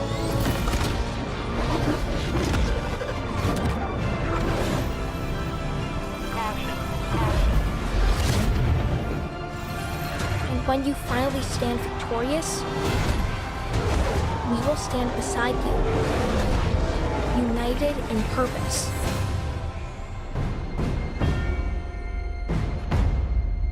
Yeah, so they've always done, I think the trailers for Invictus are actually pretty interesting. I like their energy, and they do some cool, this is a pretty cool one. Let's watch this one too.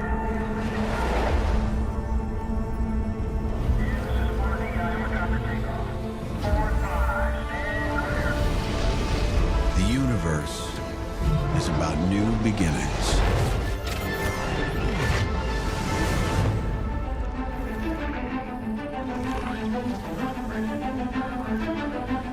It's about asking the really big questions. Then, taking that first step to an answer. Or supporting the people of the Empire in times of crisis.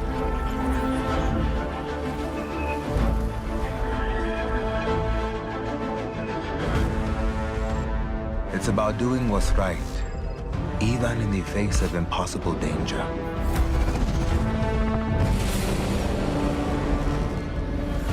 To shield our homes from the threats both outside and inside our border.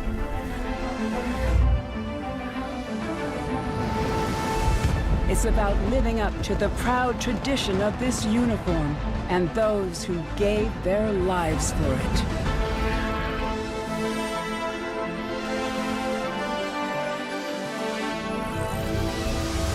So, yes, the universe is full of beginnings.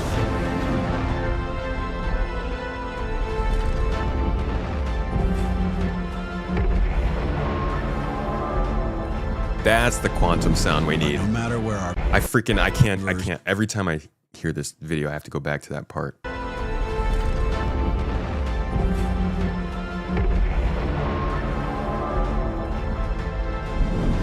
no matter where our paths take us, we all have our place in the fleet.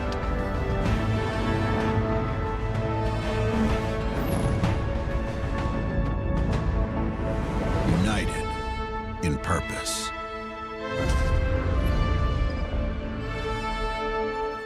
Brother, I just want to play Star Citizen's trailers, to be honest. That trailer's so good. So yeah, they put out some really good stuff for their Invictus Week event, and then they have a whole, of course, they've got a shop where you can grab stuff, but I promise there is more to it than that. I think this is just it's the old page. So they let you choose and see all the different companies and what their day looks like. I would say this is a really good chance for if like you're new to the game, hop in for this. The performance won't be as good because Invictus Week is oftentimes more crowded, but there's a chance for you to try out ships you haven't gotten to try out before.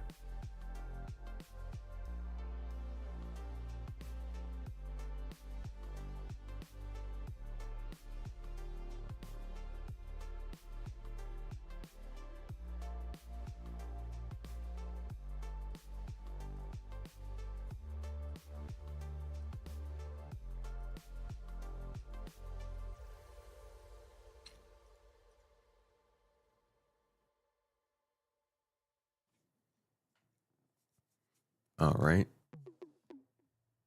Are they not free? Are they just rentable?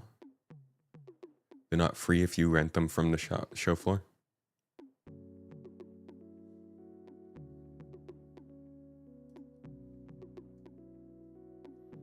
Yeah, I guess every year after Invictus ends, they just kind of leave it on this last page. So the details are gone. Day is over. Rent for free. Okay.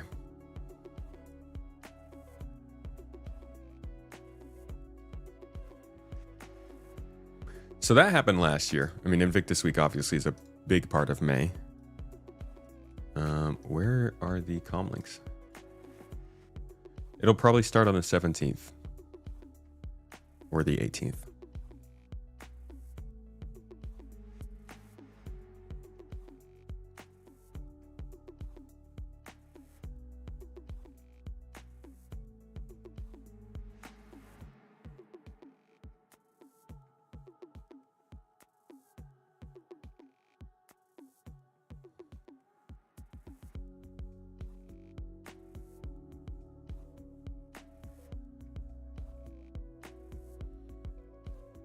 We also have Drake Defense Con that happens after Invictus. That's actually where the Ironclad was introduced last year. And you all know the Ironclad it's just a small ship not many people really talk about too much. And it's not coming, guys. It's not coming out in May, I'm sorry. That's my belief, at least. Maybe it does, but if it does, then I'll probably... I don't know. I that would be insane if this came out for Invictus or for Drake Defense Con, but I don't think it will. I think that they have far too much to gain from promoting this ship before it comes out and to not have said anything about it. Basically since Citizen Con. Oh, is it the 15th it's starting? Okay. Might be the 15th then. Last year was the 17th.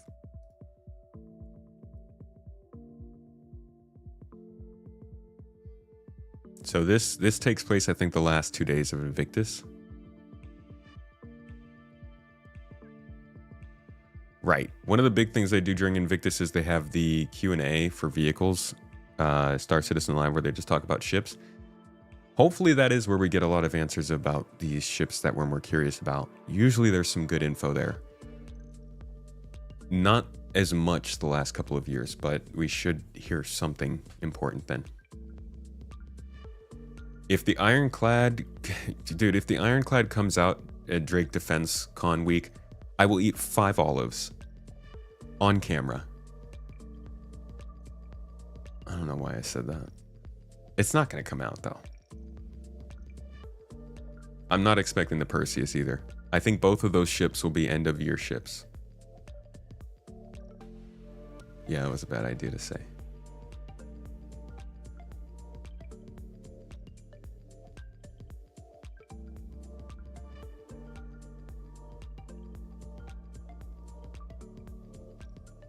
Yeah, now I'm worried.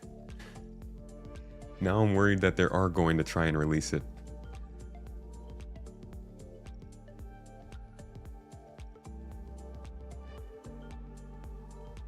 Oof.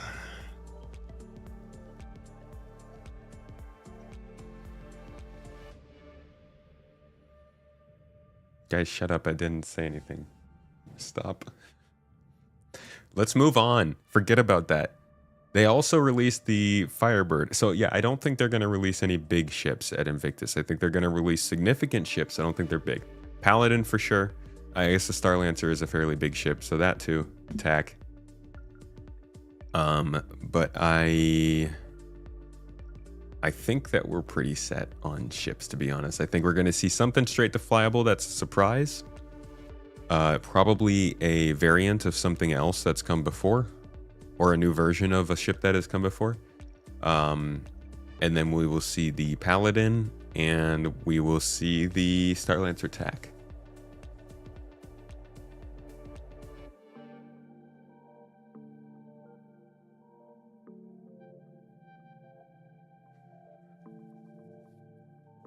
It was not a mistake. It's not coming, okay?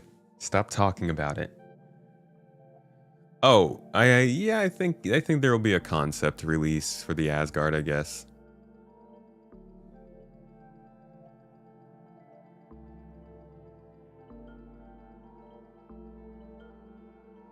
Oh, definitely not a Mediterranean hater. That's like the one thing. That's the one thing from that part of the world is a no-go.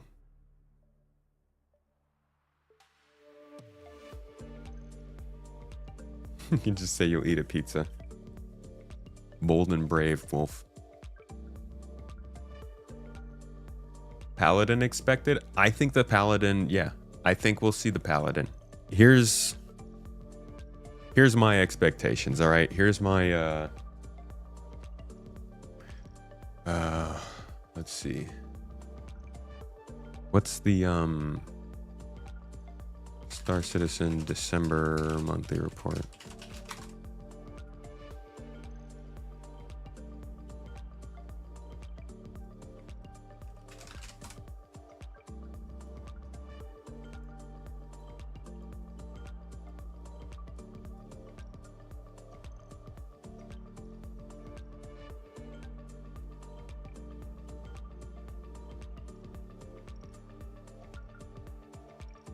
They have audio for it. So, ships.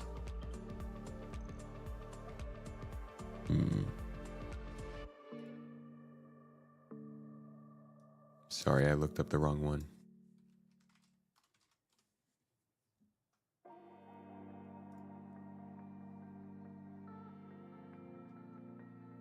All right. On the ship side of things, this is in November.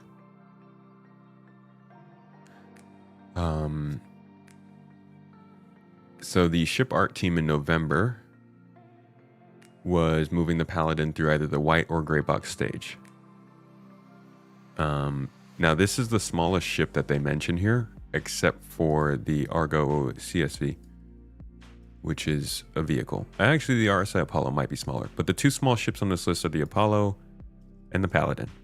The other ones here are the Pioneer, the Ironclad, the Starlancer, and the Perseus. And we know for a fact the Starlancer is coming, but we know the Pioneer's not coming. We know the Ironclad, well, I believe the Ironclad's not coming.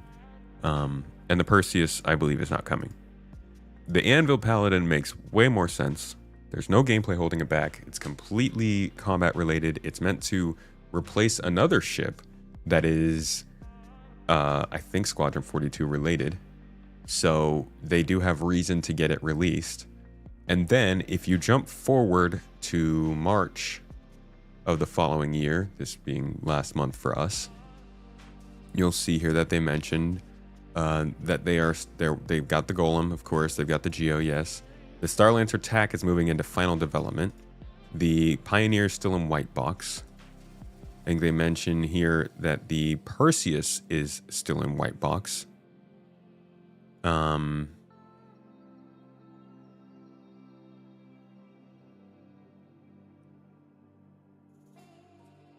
I know they mentioned the... Didn't they mention the Paladin?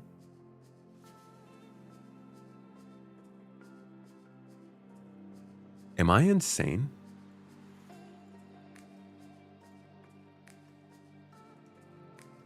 Was that in January? Okay, maybe I'm completely off base.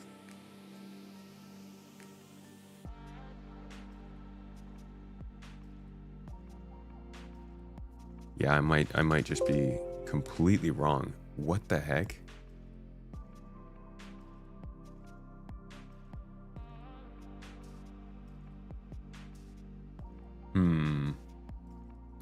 I think I'm forgetting something here. I might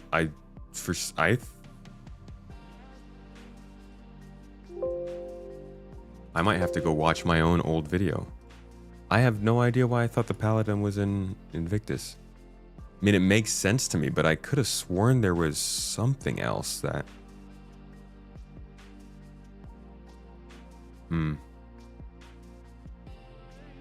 Sneak peek picture on the April 25th newsletter. Yeah, but that's not... I don't know if that's the Paladin. Okay. I'm gonna have to reconsider my expectations. I'm sorry, folks. I thought I had another reason for that. That's weird. I would still expect the Paladin before any of these other ships, but I genuinely thought that I thought it was in a monthly report.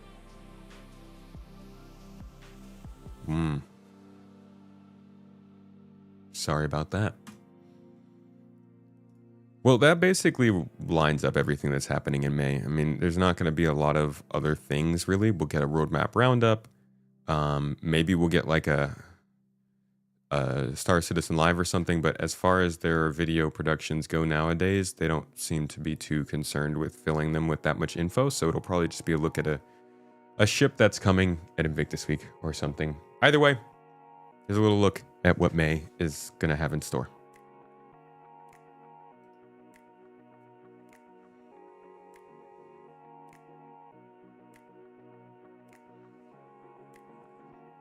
Do I think the Zeus will drop at Invictus? I don't know. I don't think so, no. Maybe. They have been working on variants of ships.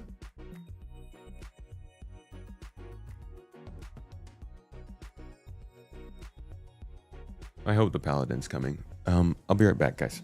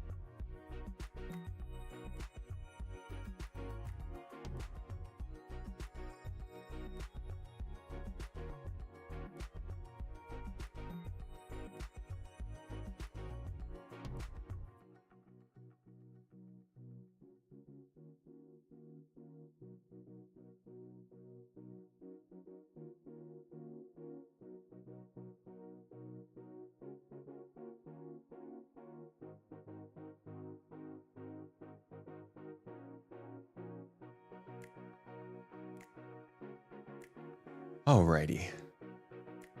Hello. Welcome back.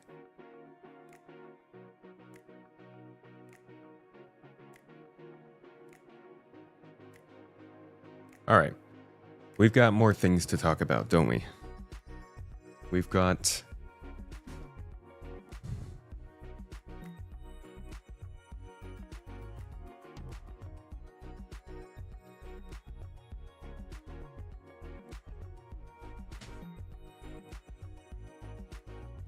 Alright, let's talk about, oh man, I don't even know. I don't know.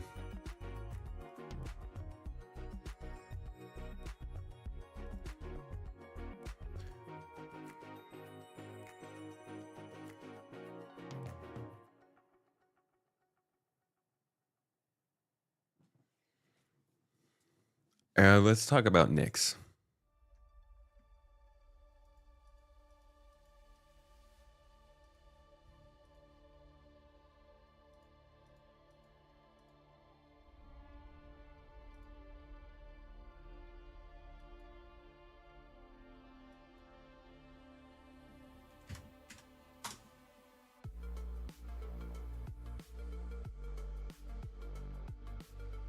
New mining changes? I actually don't know what the new mining changes are.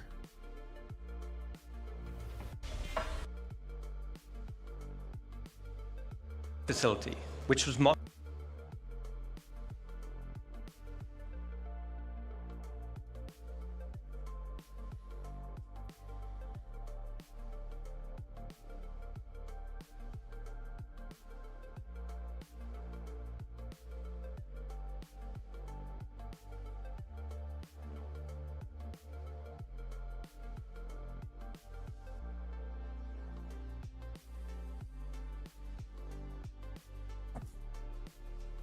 All right.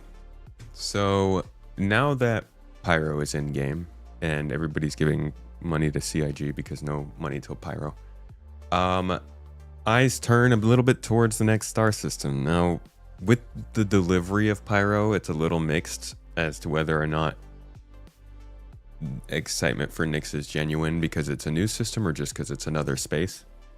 Pyro was meant to be something more significant than it is. And interestingly, it's not because of the Pyro edition that it's falling short. I think it's because of the other systems. Reputation really holds back what's supposed to make Pyro special, but it is still a different system. The law situation is different. The distances you're traveling are different. There are different minerals and minables there. You get different sort of salvage possibilities. Even the security contracts are actually, they get a lot more exciting in Pyro. Now it's like we're not playing Star Citizen right now as we're supposed to. This is going to be, it's going to be a lot different in the future. The distance between, or the difference between Pyro and Stanton. They're very, not opposite, but they are very different. And as security and player bounties and reputation and the gangs actually enforcing their own rules starts to be a thing in Pyro, that'll be more noticeable. But now people are interested in learning more about Nyx. Nyx is the third star system, a large star system, unaffiliated just like Pyro, but not as gang controlled as Pyro. It's actually controlled mainly by a group of, you could almost call them separatists. Splinter faction from the days of the Messer regime, the dictators. These are people who went and found a star system that was relatively untouched and created their own pseudo government there. Current day, they still exist there, but it is fairly broken up and rammed, you know, just thrown together. So a lot of opportunity for us to learn and earn with a new faction. It's an unaffiliated space, so you're not dealing with UEE stuff. It should offer more a different kind of vibe than the first two systems. If reputation and security can get in, if the factions are in, and as we've heard, if the Vandal raiding parties that they have planned for this system are actually a real thing or a possibility. Here I'm going to show you the first look at Nyx we ever got. This is 2015. This is the original concept, which they did move away from. But we'll see how the new concept is kind of moving back towards this. Check it out. I'm just going to turn down the music, actually, because I'm pretty sure this will get me a copyright strike or a warning.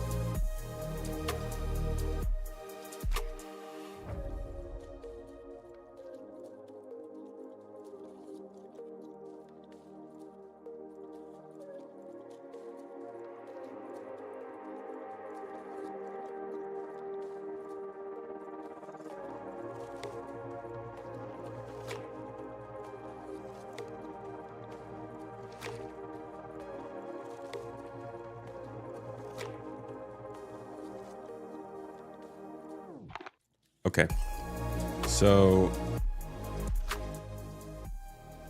that was a really early look at it, but you get a kind of an idea of what it looks like.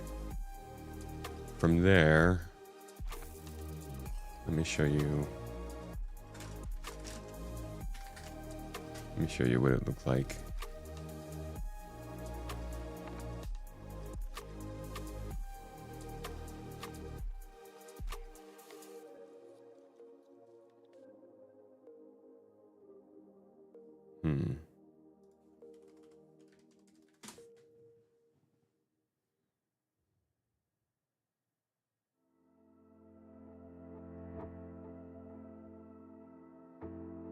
All right, gonna look at Greyhound's video here real quick. You get an idea of what it looks like. There aren't as many big asteroids in the sky around.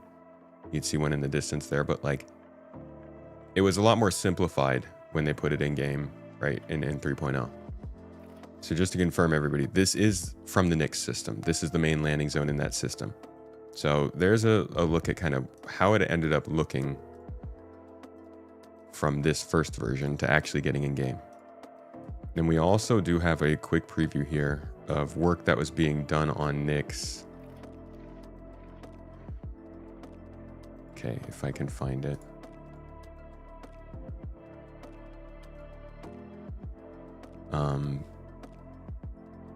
They did some work on Nyx early on, and they showed us some of that work.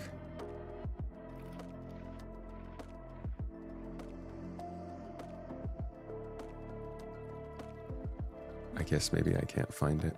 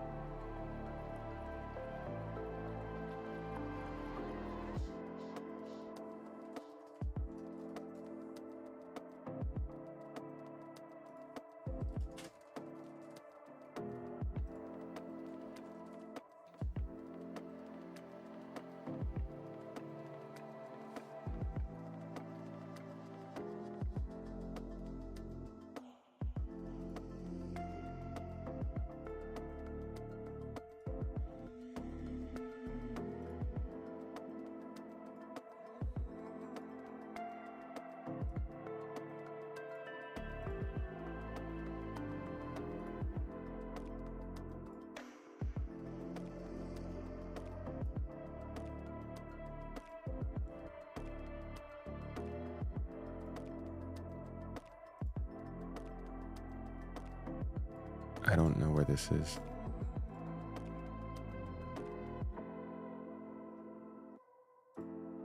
I guess Starchives didn't pick it up either.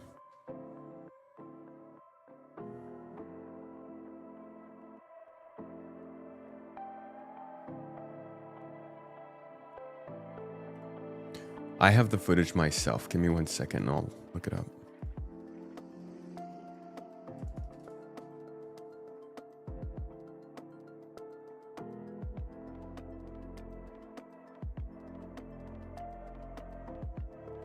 Yeah, so here we go. This is just some early looks at what they were doing to design the Nyx planets.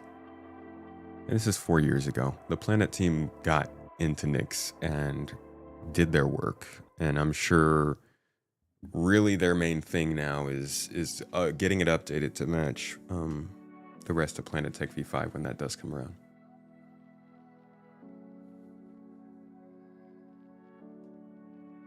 So you can see most of this is just color changes, height maps, geological scaling, stuff like that. And they showed a lot of it. These were more interesting pictures because back then we didn't have large scale shadows, so this looked really cool with the mountains, but this is the work they were doing at that time. So we didn't hear too much about it after that. The Planet Tech team did confirm that they had gotten most of their work done with it, but we don't know much about anything else of it. So here was the introduction they had. They reintroduced it. So it was in the game, and then they took out Delamar and Levski back in 2020 when they brought in Microtech, and this was how they reintroduced it at CitizenCon last year.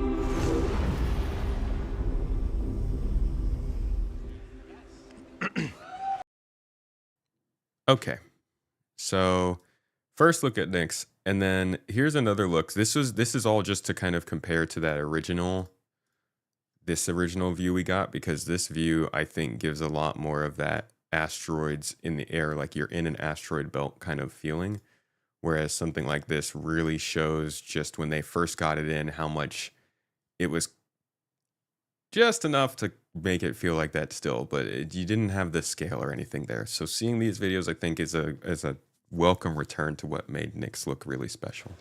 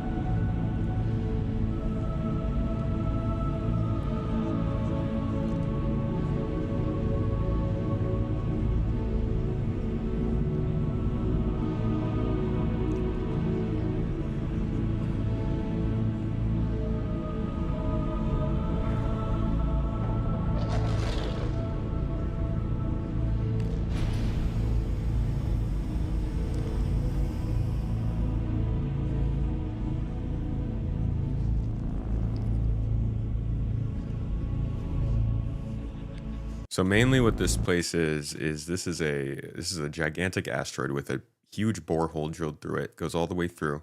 Used to be for mining. You got hangars where you can land around the outside of that borehole. You also have this landing center over here with pads on the top and hangars that you can go inside of. So it's a large area. Also some hangars over here you can see.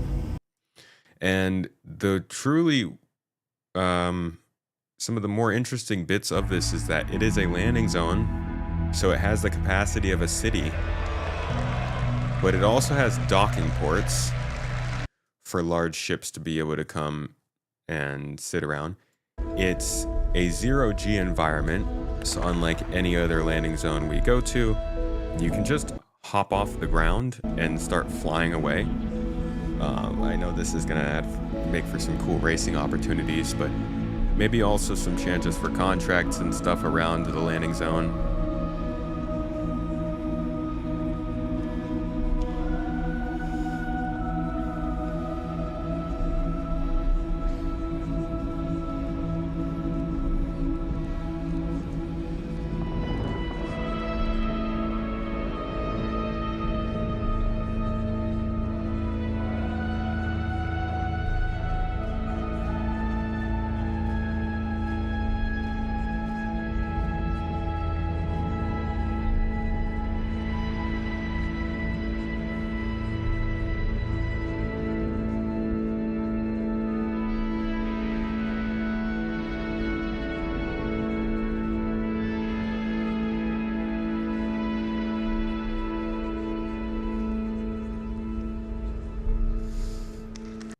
And then finally, one of the last major benefits of this place is that borehole nature, and once again, benefiting from the zero-G nature of the location, or low-G.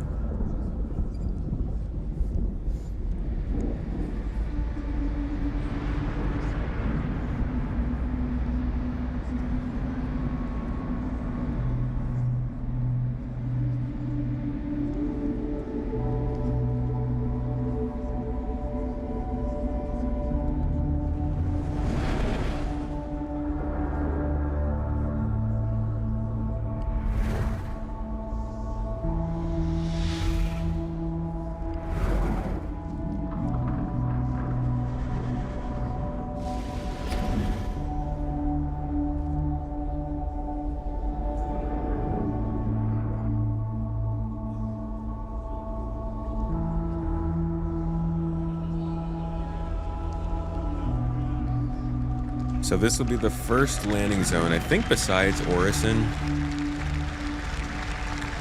Since Orison has its low orbit platforms, it might be different, but this is the first landing zone that will allow for freight elevators to be used. So if you got these big ships that can't actually land on planets like Arcorp or Hurston, this is the kind of place where you can land and like you're not limited by gravity. You don't have to deal with the cost of getting out of the gravity well or anything like that. And you can load and offload your stuff. So that higher capacity plus the low gravity nature of Levski could make this a really interesting and important place for people to go for different types of work. And they spent a lot of time talking about this at CitizenCon. I mean, this is some of the exterior updates. I think they spent a lot of time talking about this because we already know so much about it. We already played this.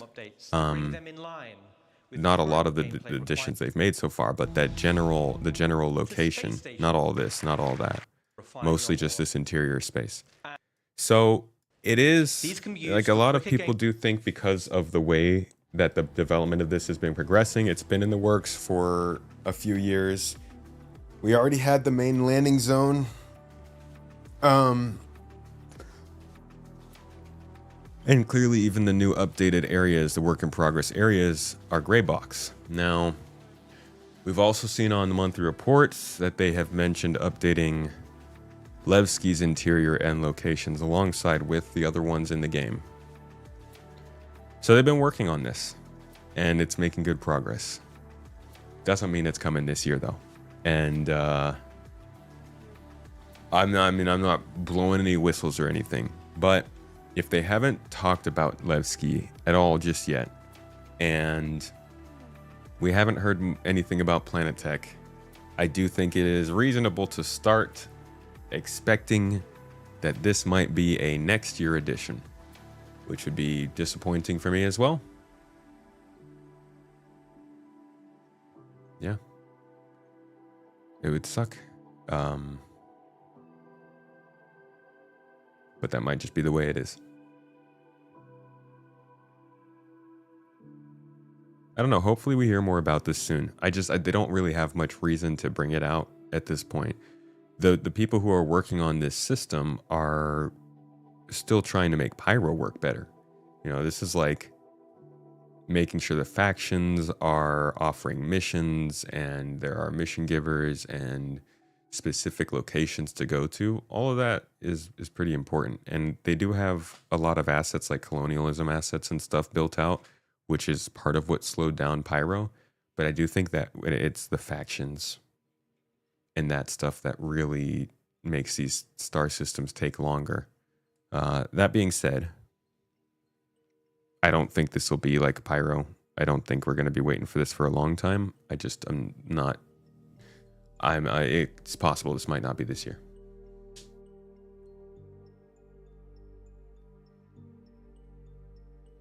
It is just a landing zone. We can look at the whole thing.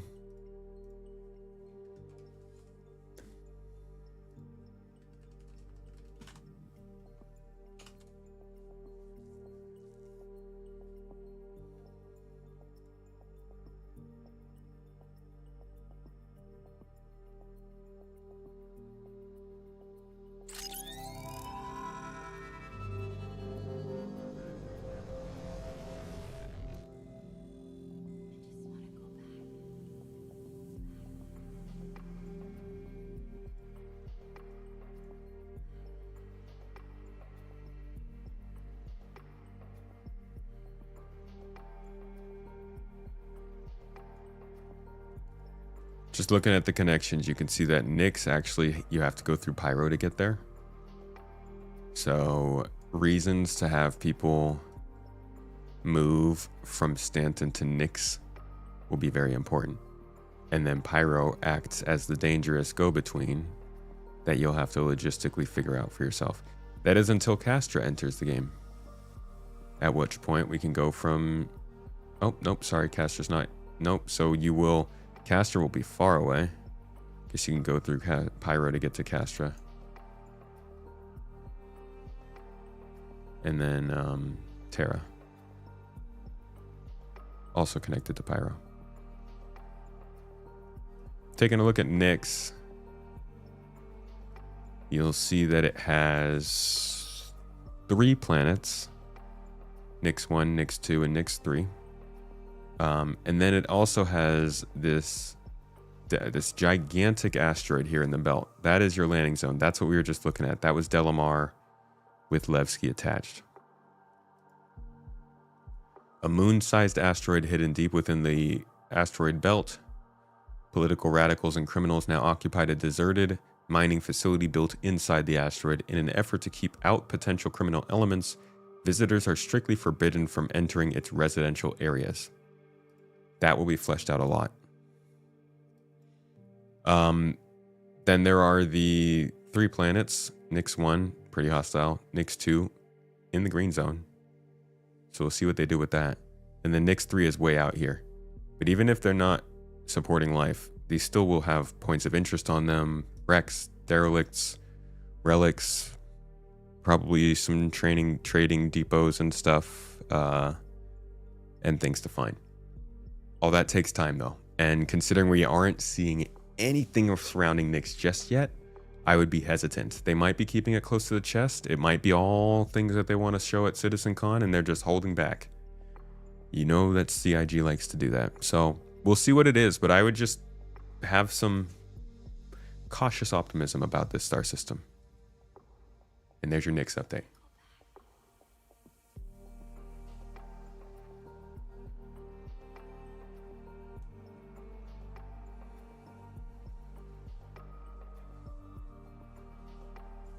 Give me 1 second, folks. I'm sorry.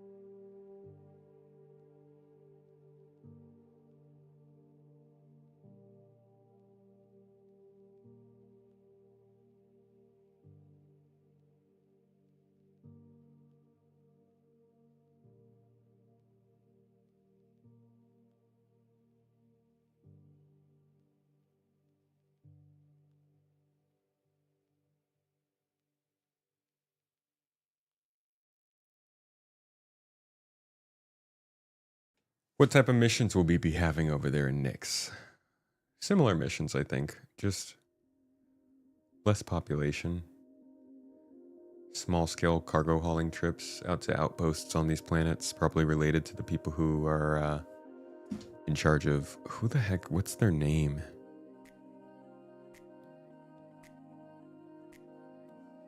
I can't remember what the name is of the people. Yeah, one thing I forgot to mention is that this system is enshrouded by a giant nebula. So that'll probably be a part of releasing it as well. People's Alliance of Levski, thank you. Yeah. So probably be outposts and stuff from those folks that you can find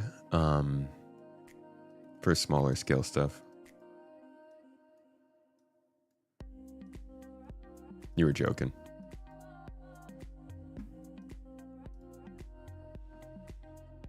All right, this week in Star Citizen is out. Let's see what's going on this lovely week.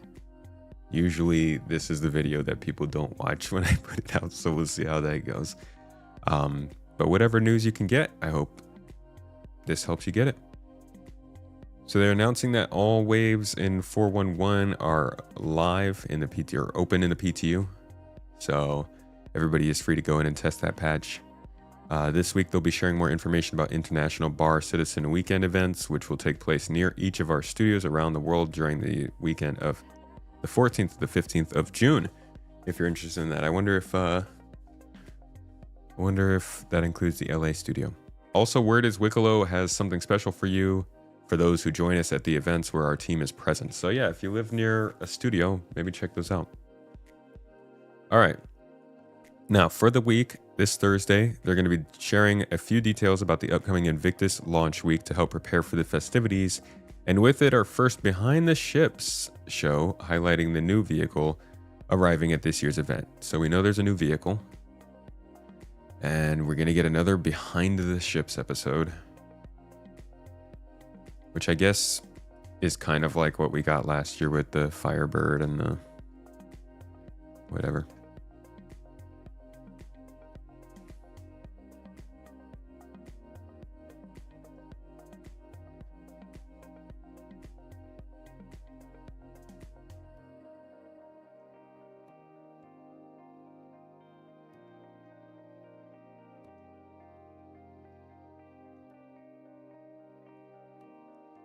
The Medivac, that's right. The medical Nursa and the Firebird. So it looks like we will be getting another ground vehicle, probably the Gray Cat. In fact, it's probably...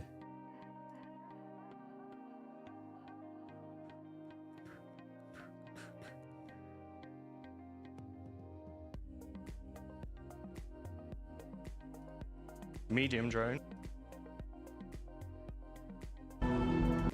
It might be this. It could be this. Actually, I think it's going to be this.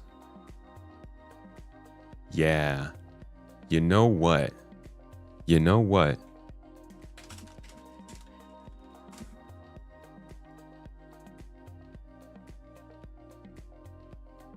It always shows the oldest sneak peeks.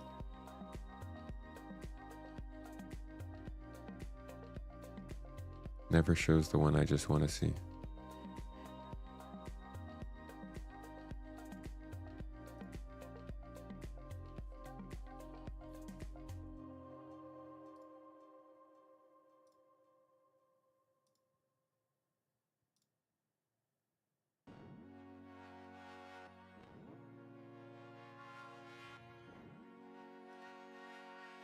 Nah. These turrets are on like a... They're like mounted on a thing there. These look like they're two separate guns. Maybe this is zoomed in though.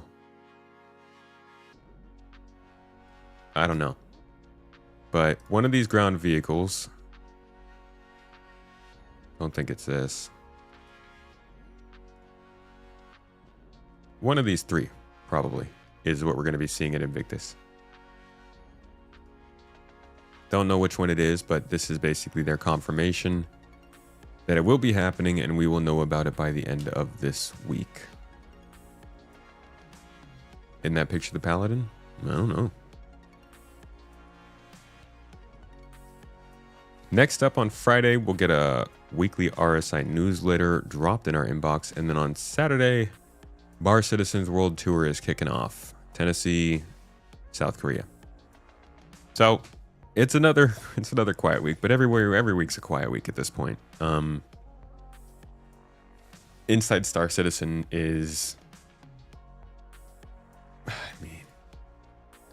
Inside Star Citizen isn't really doing much anymore. So we're gonna get another highlight of a ship, which I don't know. That's your week in Star Citizen, folks.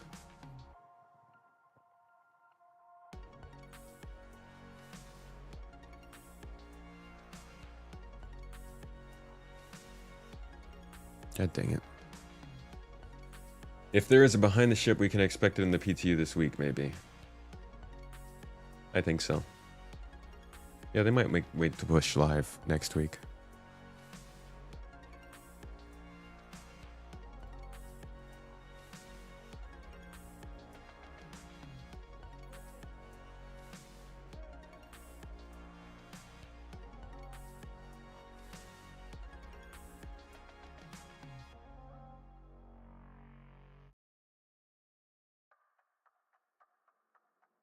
You think it is the Paladin, the underside of the sliding turret?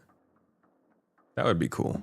I would love if it was the Paladin. I thought we had better confirmation of that. But it does not seem... I was remembering incorrectly for some reason. Okay.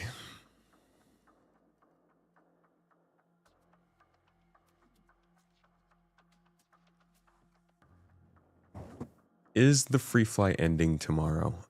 I believe it is. I believe today is the last full day. April 28th. Yeah. So today is actually the last day. And this has been an interesting free fly event. I've heard a lot of people say that it's the best that they've seen. This thread is, a lot of people are saying that it's playing well.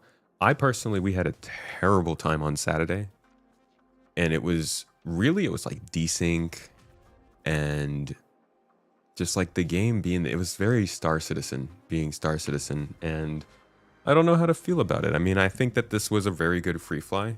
I think a lot of people have gotten in here and acknowledged the same. People who both don't play the game and people who have been playing it a while. You can see, let's see, on my low-end PC, I'm having a great time actually until I'm near other players. Then my game really starts to stutter. So maybe it is something that's more related to the multiplayer aspect of the game right now, which is not great for an MMO.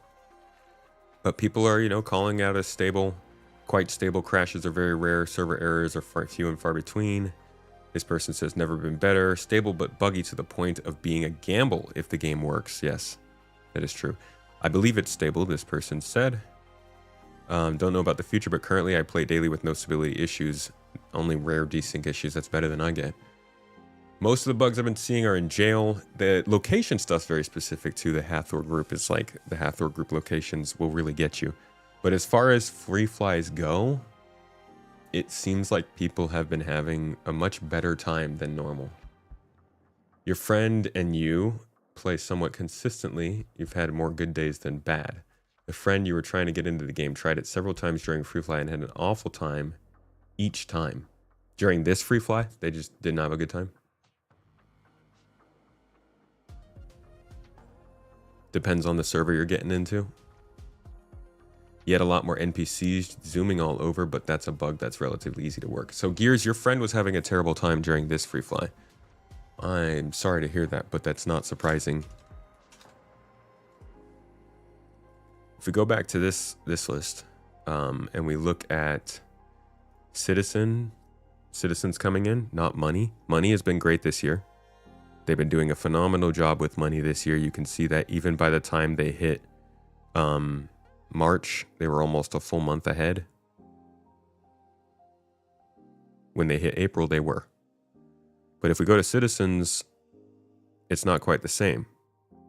They're only just barely catching up to last year, which was a significant downturn from 2023, which was a downturn from 2022. And 2022 was an anomaly. That was a crazy year. A lot of YouTubers got involved that year. But yeah, there were a lot of people joining that year. And throughout the year since then, it's decreased a bit. I think mainly because, well, a few different reasons. One of the big ones, though, I think was the delay to get to 4.0 and to get the game into a place where people actually want to just stick around and play it regularly. It's still very easy to play this game, get something out of it, and then put it away for a long time, which I think most people should do. Toes. But CIG wants to stop that from happening. Ganj, thank you so much for the sub on Twitch. I appreciate you 15 months supporting the channel, supporting the stream, being a part of the community.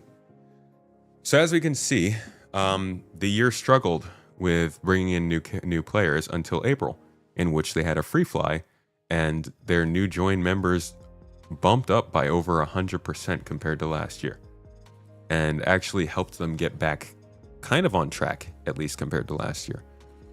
So we'll see where things go, but I would say that this free fly for them, considering most people seem to be acknowledging that it's at least better than other free flies, and it significantly increased their, I'm not going to say active player counts, but at least the players who are joining and trying the game out significantly increased that as well. So people are waiting, people are still watching, people are ready to jump in. It's just a matter of when is it going to be the time for each of those specific people. Yeah, this is a new accounts made. You could say that all those accounts are doubles. They're all just people's extra accounts. They might be. That's how it is with every free fly. Just got to assume that some level of them are fake accounts, but there is no doubt that this month definitely helped them, especially as far as the free fly go. We still need more stability, but good for them. And good for the free fly, and good for anybody who got to try it out.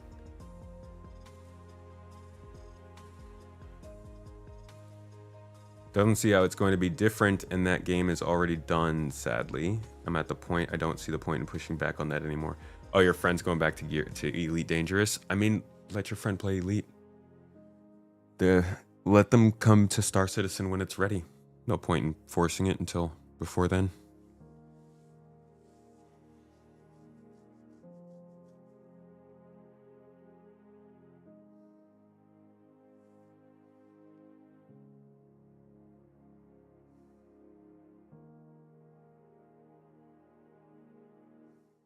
The big question is, will the free fly during Invictus week go as well? And we'll have to keep track of that. You feel like it had a really negative impact on the game's back-end systems? Even with server meshing, it didn't feel like it did much better?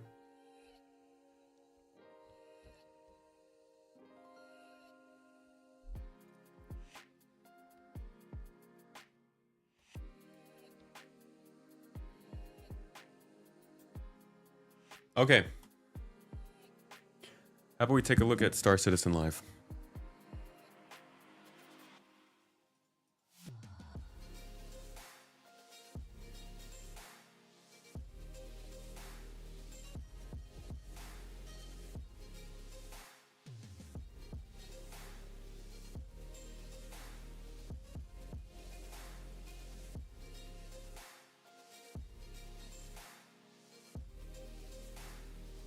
A server meshing update would be really nice.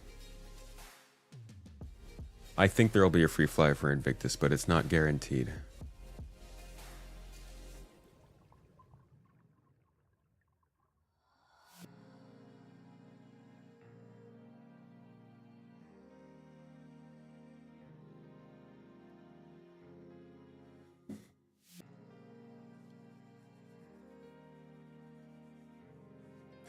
Okay, so Star Citizen Live came out on Friday.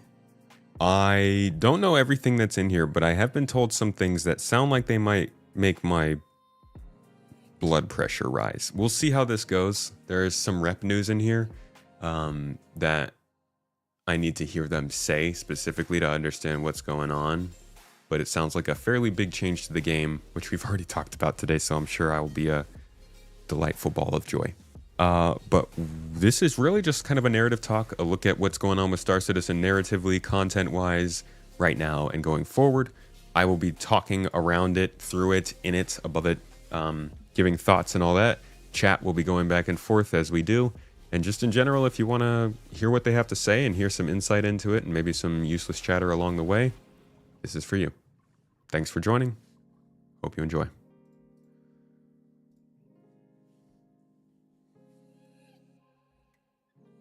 Hi, everybody. If you were watching on Twitch, I apologize. Welcome to another episode of Star Citizen Live. I'm your host, Jared Huckabee. And if you've never seen Star Citizen Live before, it's where we take an indeterminate amount of time at the end of certain weeks to invite our developers on and answer questions from you, the Star Citizen community. On this week's show, we're going to take, I'm guessing looking at the question, it's probably going to be about a 30 or 40 minute show. We'll see in case you have somewhere to be. We have members of our esteemed narrative team, people who need no introduction, but I'm going to anyway. Dave and Will. Dave, how you doing? I'm good. Good. How are you? Good. Will? That's my intro? Look, Look, they're not all going to be winners, and most of them won't be. Dave, Will, because somebody's show is everybody's first time. Yep, sure. Give me a second to parse that. The mustache, and somebody's last time. The mustache does nothing for my performance. Tell everybody who you are and what you do for Star Citizen. My name is Dave Haddock. I'm the narrative director here at CIG and work on Star Citizen, Squadron 42, basically work with the team to flesh out, build out the universe, write the dialogue, come up with characters, come up with storylines, fiction, lore, item descriptions, all sorts of fun stuff. Okay. Yeah. And I'm William Weisbaum, assistant narrative director. I do what Dave does, but just backwards a little and in smaller. heels. Yeah. I jumped in there. So this week's show, we put up a thread on Spectrum as we normally do and collected questions. Before we get into the questions, I want to start. I want to do a lightning round of some of the questions. A lot of the questions that come in tended to be more feature related. Tended to be, why don't you do this? Why don't you do that? Why don't you do this? There are a lot of questions that all have variations of the same answer and whatnot. So we'll obviously be taking some questions from the chat here as well. So as to help guide those chats, the chat questions, and to help explain to those who submitted questions in Spectrum and are like, well, why didn't they answer my question? It was voted up more. I want to talk a little bit about the difference between those questions and why the answer to almost all of them is pretty much the same. So some questions from the thing. Are there plans for any cutscenes in Star Citizen? Yeah, I think we'd all love that kind of stuff. But those resources are currently tied up finishing Squadron 42, the cinematics team, the facial animation team, all that stuff like that. And so that priority has to be there because that game is one that absolutely requires that, and where Star Citizen, that's a nice to have kind of thing. Any plans to integrate the Galactopedia into Star Citizen, help players keep track of the ongoing narrative in the game? Yes, obviously something we'd all love very much, but that requires feature work and UI work. Again, both of those teams are working on not just finishing out Squadron 42. Hey, good to see you, Loki. Bug fixing and optimizing the performance of the PU right now. So this year is a big push towards performance optimization and bug fixing. So we're really trying to hold back on introducing new features to the PU. Wait, what did he say? Hold on. Here's that, and where Star Citizen, that's a nice to have kind of thing. Any plans to integrate the Galactopedia into Star Citizen, help players keep track of the ongoing narrative in the game? Yes, obviously something we'd all love very much, but that requires feature work and UI work. Again, both of those teams are working on not just finishing out Squadron 42, but bug fixing and optimizing the performance of the PU. Dude, they never should have said Squadron 42 is feature complete. Just another fucking stupid thing that we're going to have to always look back on. Mammoth God, thank you so much for the Prime sub. Appreciate you. Thank you for being here. Right now. So this year is a big push towards performance optimization and bug fixing. So we're really trying to hold back on introducing new features to the PU. How about the EPTU? How about the EPTU? It's not because confusing. It's not about confusing the content with the features, man. Listen to how he's talking about This year is a big push towards not just finishing out Squadron 42, but bug fixing. And those teams are working on not just finishing. Like, requires feature work. It requires feature work, and then he says they're working on Squadron 42. Even if they're not working on the features of Squadron 42, it just sounds bad when they say we're feature complete, and then a year and a half later they're like, these teams are working on the features for Squadron. Don't say that. Just don't say it if it's like in UI work. Again, both of those teams are working. I understand, like, he's in a moment here where he's not reading off a paper or anything like that. This isn't on Jared. This is on the fact that now what Jared says gets compared to what they said on stage to get everyone excited about Squadron. On not just finishing out Squadron 42, but bug fixing and optimizing the performance of the PU right now. So this year is a big push towards performance optimization and bug fixing. So we're really trying to hold back on introducing new features to the PU for at least a great portion of this year while we stabilize that. So again, something on the list, but is it more important than getting base building and crafting and our engineering finally and stuff like that? So it'll be farther down the line, stuff like that. I thought Pyro Narrative had the planet strip mined. That's another thing where we had that story, that idea way back when the first version of Star Citizen, where planets would never be landable. You were never supposed to be able to land on planets. You would just kind of go to a unique landing zone and stuff. And now we have these fully realized 360-degree planets and stuff. So with that, paired with where Planet Tech is at any given time, where obviously we're still on Planet Tech V4, we're developing Planet Tech V5 right now, means that these planets have to be realized in the tech that we have at the moment and stuff like that. So narrative. Should we go? Yeah. I'm doing the ones. I don't want you to. I'm setting a thing. I don't want you to have to tell people. Oh, okay. I don't want you to have to tell people why these things can't happen right now. He said, "Should we go?" That's my job. You got this covered. And then just things like that. So basically, a lot of the questions that are why don't you do this now, or seem like some really obvious choices, like wouldn't it be so much better if you did this instead of this? The answer is almost always yes, and we agreed and we wanted to too. But the priorities of game development mean that other things take priority and other things have to come first and stuff like this. So with that, we're gonna move. Wow, I got really loud there for some reason. I'm sorry. I haven't done one of these in a while. So with that, we're gonna jump into actual questions that can be affected by narrative and stuff like that. So there's a number of things going on. I'm going to start with probably our most recent one, just for recency bias. The regen crisis was introduced in 4.1. Why don't you tell us what the regen crisis is? So high level, what was it, 3 years ago? We had introduced this concept of regen. So it was a fictional way to justify why players are respawning. Came up with this lore behind it of the Abraham spheres and imprinting and stuff like that, and actually did it sort of in the timeline of the fictional universe. So it happened while players were playing. We introduced the tech. We kind of showed how the Imperator and the other people were kind of reacting to this type of thing. But now, basically, for whatever reason, the efficiency of the technology has been failing. So. Spoiler, it's not affecting the players, but for the majority of the NPC population, the efficacy of the regen tech has been dropping significantly. So basically, death is now becoming a thing again. They thought they'd kind of conquered it, and now it turns out that they're not. So currently, the UEE and the Imperator are basically trying to scramble to figure out a solution to kind of research and science their way out of this predicament to hopefully try to restore the tech to its former glory.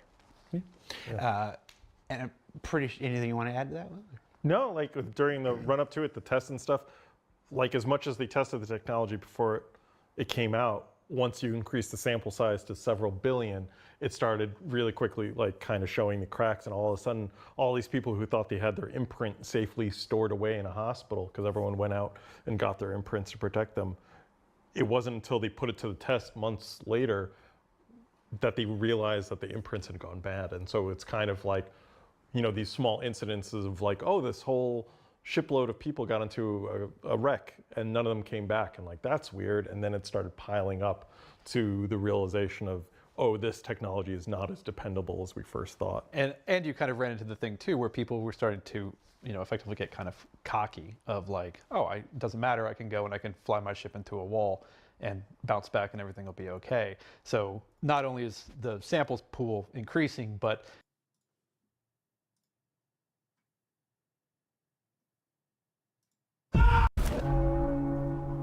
the thing is, I've died 1,000 times. People getting cocky, huh?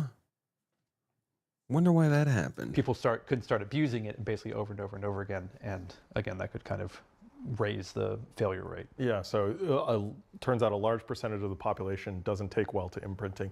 Maybe they only have one imprint, maybe none. And it's not like the player population, just like the player population is the part of the universe who owns spaceships and goes on these great adventures, they're also the part of the population that takes really well to imprinting, so for the most part. And this is a story that, you know, obviously we've just introduced it with 4.1. This is a story that will continue to be revealed and continue, and players will have more interactions with it and stuff as the months go by later this year. Yeah. So I mean, as we had sort of talked about in one of the Inside Star Citizens, the idea is like we're introducing these sort of ongoing storylines, and so this was sort of the inciting incident for what we're calling kind of our B story.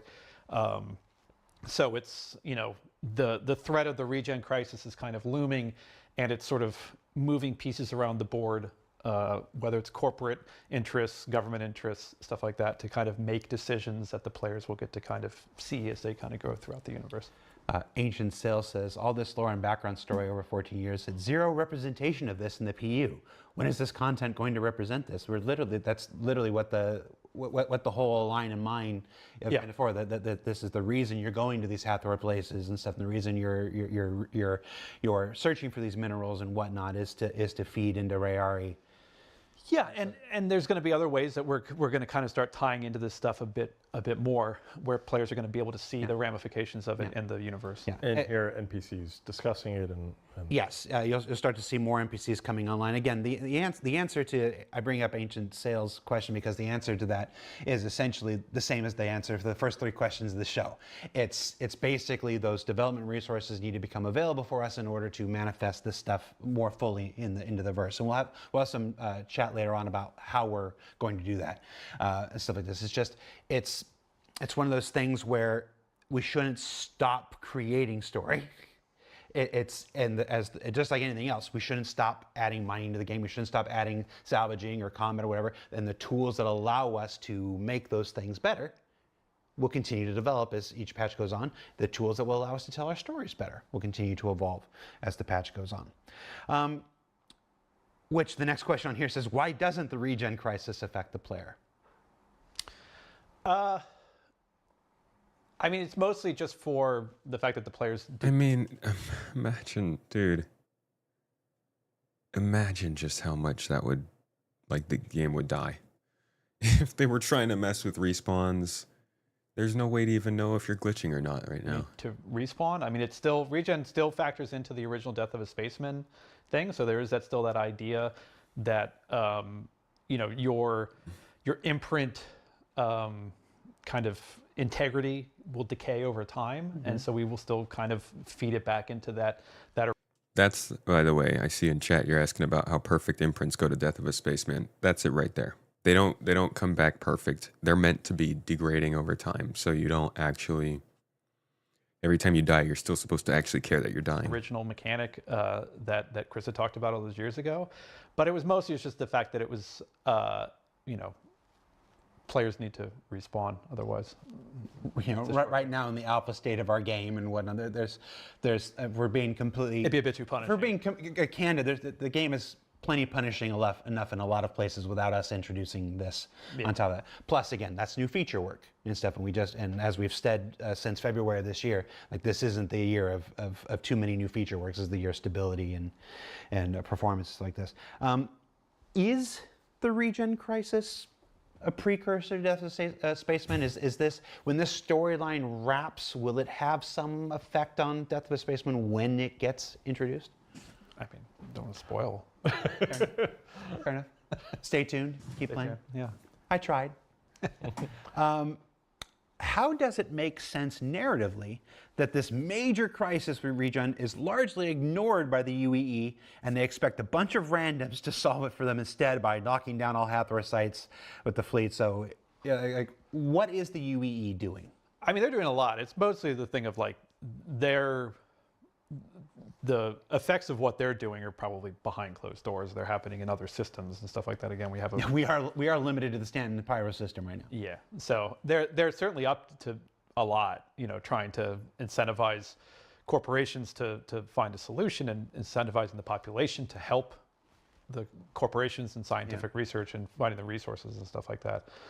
It's just, again, it's a player-centric experience. So obviously we're focusing on it. I mean, they're putting a lot of resources, the UE is putting a lot of resources into trying to fix this crisis. But the player isn't necessarily going to a UE research lab to seeing what they're doing. No. We're coming up with ways that the player can participate in this regen crisis. And you will be, without spoiling, you will be going to some research labs, in the future. They may not be UEE research lab, but you're gonna be seeing what other people, like we've heard what Rayari is doing. Mm-hmm. You're gonna start seeing what other factions and corporations are doing to attempt to address. Yeah, and the reason why Rayari has all these funds to spend on these rare resources that players are excavating right now is because the UEE is putting extra funding through Addison into researching how to fix this crisis. Yeah. So that sounds like confirmation of some new Stanton locations, at least sometime soon. And for the regen crisis, is the player going to be focused on helping address it, or will players also have the chance to investigate why it's happening in the first place?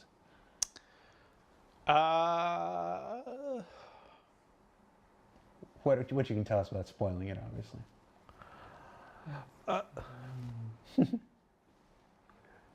It's more like they're experiencing a crisis firsthand, and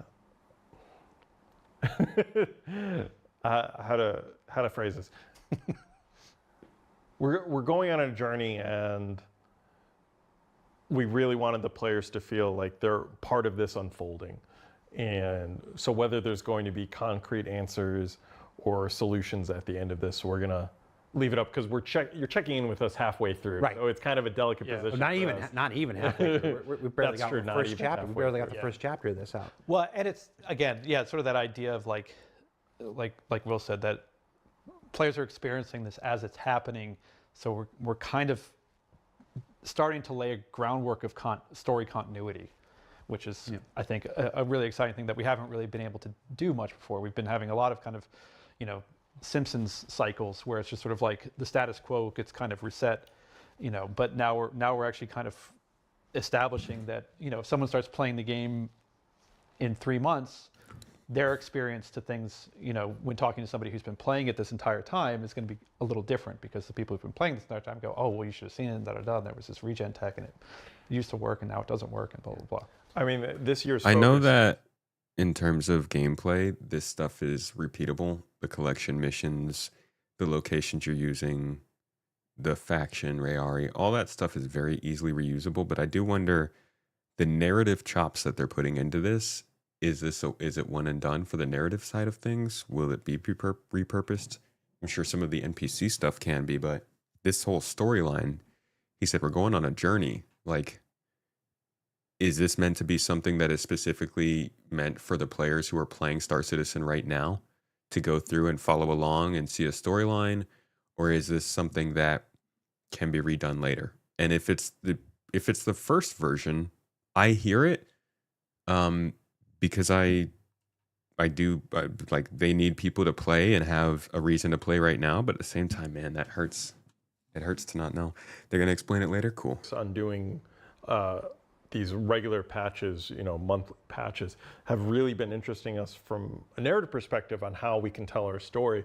Because normally, like we're unfolding, previously we were doing the quarterly patches and stories were unfolding in a much greater amount of time, and how the players experienced it was kind of very different. But now we have a much more regular cadence, and so slowly like doing these little crumbs as we go and building into something bigger and bigger. Yeah, I mean, we had 4 patches in 4 months. December, January, February, March. It's with Invictus being in the middle of May and whatnot. There's a 6-week gap instead of a 4-week gap there, and then our plan is to continue on to that. So that's May patch, June patch, July patch, August patch, September patch. So you'll see drops of this going through throughout the year. Okay, so he just confirmed. And then our plan is to continue February, March. It's with Invictus being in the middle of May and whatnot. There's a 6-week gap instead of a 4-week. Okay, so we're not gonna get this patch this week. It's probably going to be next week. Gap there, and then our plan is to continue on to that. So that's May patch, June patch, July patch, August patch, September patch. So you'll see drops of this going through throughout the year. So that's all part of this major change, this content-driven, less feature-driven directive for this year. Adamant1, I think I'm reading that right, in the chat says, why focus on storylines while still in alpha? And will any of these storylines repeat once 1.0 or full live release happens? You mentioned earlier, like when you introduced regen and the Ibrahim spheres, it was in time and place 3 years ago. And whatever, these are story moments of where we are now in our sliding time scale. Yeah. So these aren't things that just repeat. Well, it's also that, yeah, I mean, it's also a thing too. I mean, some of the stuff I think, I mean, we had things like Siege of Orison, which were single events that we would repeat because it was a fun game experience and stuff like that. So I think it'll probably always be kind of a balance of that. Yeah. Like A Line in Mine is kind of an evergreen location. It's meant to. It's not an event. It's not an event. It's a permanent addition to the. So we're trying to balance between these story moments that you're experiencing right now with repeatable content that will kind of live on. Yeah, it's no different than any other MMO. When you play the level 10 quests and whatnot, they happen much earlier in the ongoing saga, but they're always still going to be there playable. So this content is designed to always be there. Yes, I think for the most part, yeah. Yeah. In the groundwork that we're laying with this new content, even if there's a story mission attached to it, we're taking the content itself and figuring out how to reuse it in a repeatable, playable experience. So there might be more event type stuff coming this year, but anything that we do, we're hoping to build into so that the players will keep getting to enjoy and have fun with. Doesn't really answer what I was wondering, which is like, will this specific storyline play out again? What I'm hearing is no. These things are all happening in time, throughout time, and whatever comes next will make sense for it. But in that case, you really got to consider how much work goes into this stuff and how many people get to enjoy it. I think what Adam might have been asking is this the 1.0 story, or is this something else? This is something else. This is something else. This is our 2025 storyline that we're. And to his question, why? Why tell a story when you're in alpha? Well, part of it is this is giving narrative a chance to be in alpha as well. We've been learning so much in this past 4 months of now that the mission tools are in, now that the streaming content tools in, that we've been able to really ramp up how we deliver. And you're going to be seeing that more this year. And we've run into issues that we've been able to sort out with this earlier content and explore it as we build up to our 1.0 content. And it's a thing too. I mean, we've been working with the designers and stuff like that. Part of it is that giving the narrative wrapping to why you're doing something makes the doing something a little bit more engaging. Mm-hmm. So part of it is again in this push for sort of greater engagement in the experience. It's let's add a story to it. So it's not just, hey, we introduced this thing, go have fun. There's a reason around doing it and driving players to go play. Why not add another layer? Yeah. And I think it's a little bit of a thank you to the players who are playing it right now. you're playing in alpha, you're experiencing our game in development, and as part of that, you're getting to experience the regen crisis, which players who hop into the bandwagon 3 years from now won't. So good for you. You said something. I like that. I know people hate that, but I dig a ongoing storyline as long as like you can keep reusing the missions with different narrative and stuff. You said we're learning through this, and I don't think that gets.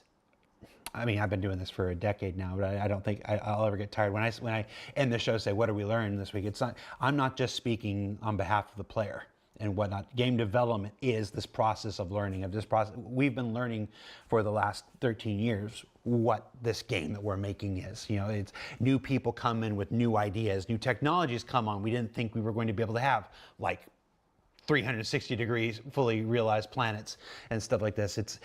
And we learn as much about how the game is changing and how to make this game every month as players learn alongside us, and that's the virtue of ISC and SCL and stuff like that. It's all of game development is about learning in one way, shape, or form, not just for the players, but for the people who are making the game. And I really liked when you said that, so I want to.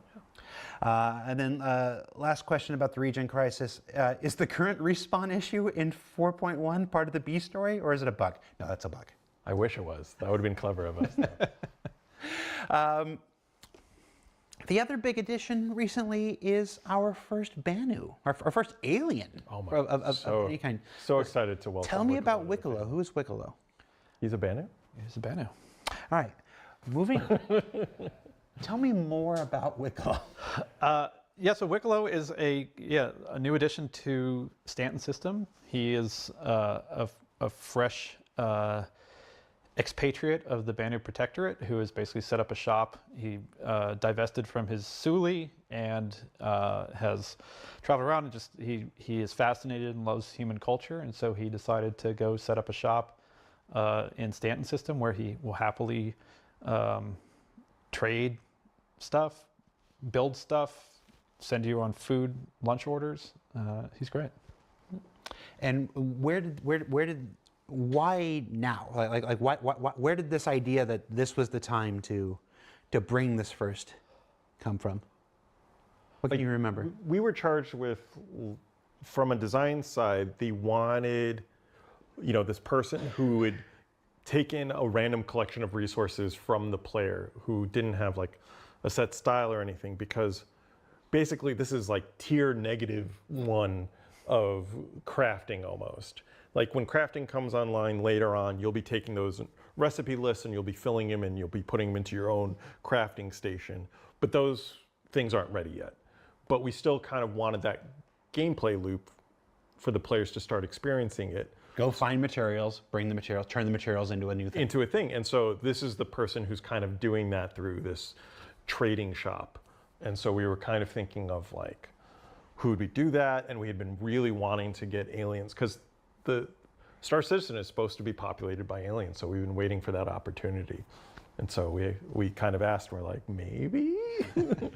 And of course, like the answers at the very beginning, like we have to implement it as far as we can with the tech and resources that we have right now.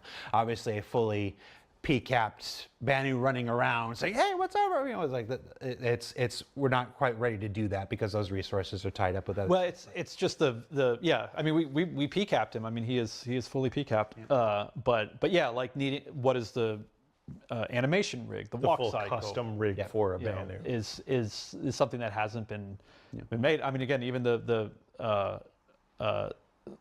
sculpt from it was relatively quick because there had been sort of development on it, but not a real intensive like game ready asset made. So, I mean, I think some very ingenious people found a way into Wicklow's room and discovered that Wicklow wasn't quite all there yet. So, for those not in the know, he's currently a head and a torso that sits behind his desk talking to you. But that's going to develop more as we get more time to put him in. And hopefully one day he'll be walking around his emporium interacting with you is our long-term goals. So, what Suli did Wicklow belong to in his past life? I mean, I figure it was some kind of like fabrication Suli, because again, just to, that's what he's been trained on and he knows how to do. I actually don't know if we've ever really delved into like the naming conventions of Sulis, but it's usually after the person, the owner. Yeah, Right. The items Wicklow asks for don't seem very thematic. Can you explain why Wicklow wants these particular commodities? Seeing as he's a collector, I feel it would be more fitting if he requested rare loot from the loot pool or something like the artifacts and war medals you can find. For the ship rewards, you should have to turn in an in-game purchased one or an exact hangar ship. Basically, this person's got a lot of ideas, but basically the question is why is Wicklow after these things that he is and not collectible items to add to his menagerie? Because he's also a fabricator. He's not just a collector. He's also, you know, producing his own items, and these rare resources are something that he desired, or maybe someone else wanted to trade with him. There's kind of several excuses. It's also partially in metagaming wise, it's the timing of his release is with the Mine and Line event. So we wanted. They also don't have the something. assets. Like we've seen art for assets that they want to make valuable, cool things you can find, and they're not in the game yet. To tie it together with that, so it was kind of convenient. And it's the intention with each patch that the things that he's looking for and asks for will change and stuff. In fact, in 411, we're introducing a guild script. A different like physicalized currency that players will find throughout the universe, and he'll accept those. Spoilers. It's my effing job. It's also important to remember too that he's.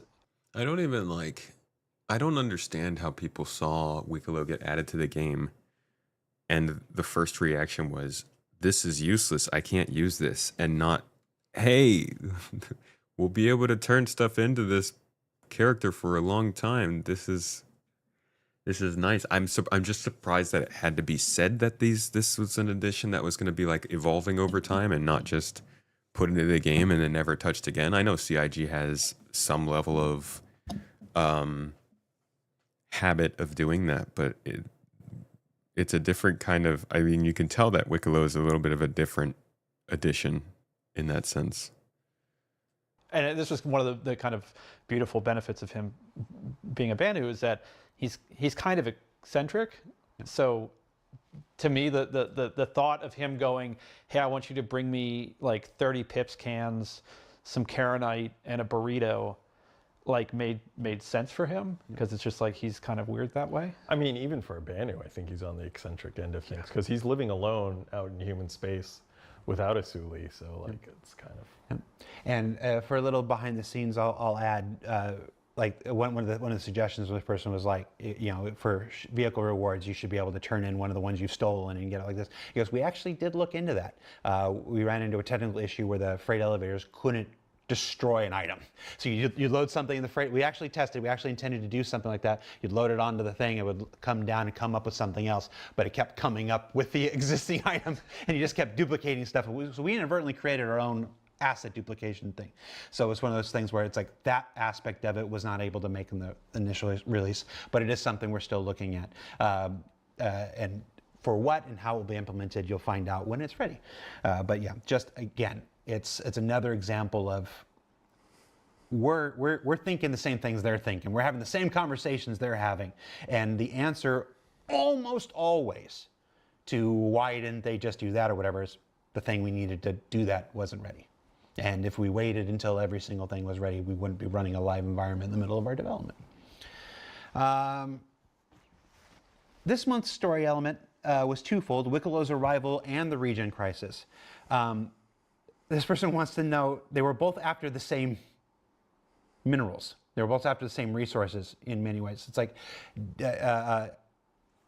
does people helping Wicklow, is it going to hurt Rayari? Is this, are people automatically bad for choosing to get their ship instead of helping the human race? Yes.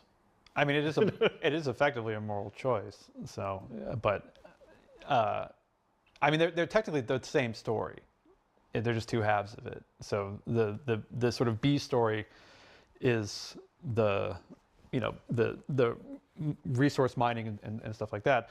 But we just gave you 2 options of what you wanted to do with it. For people who didn't necessarily wanted to, even if they didn't necessarily want to give it to Wicklow, you had the option of going to Rayari if you wanted the Great. It's great that items. we have multiple places to turn them in, but how about multiple places to get the stuff?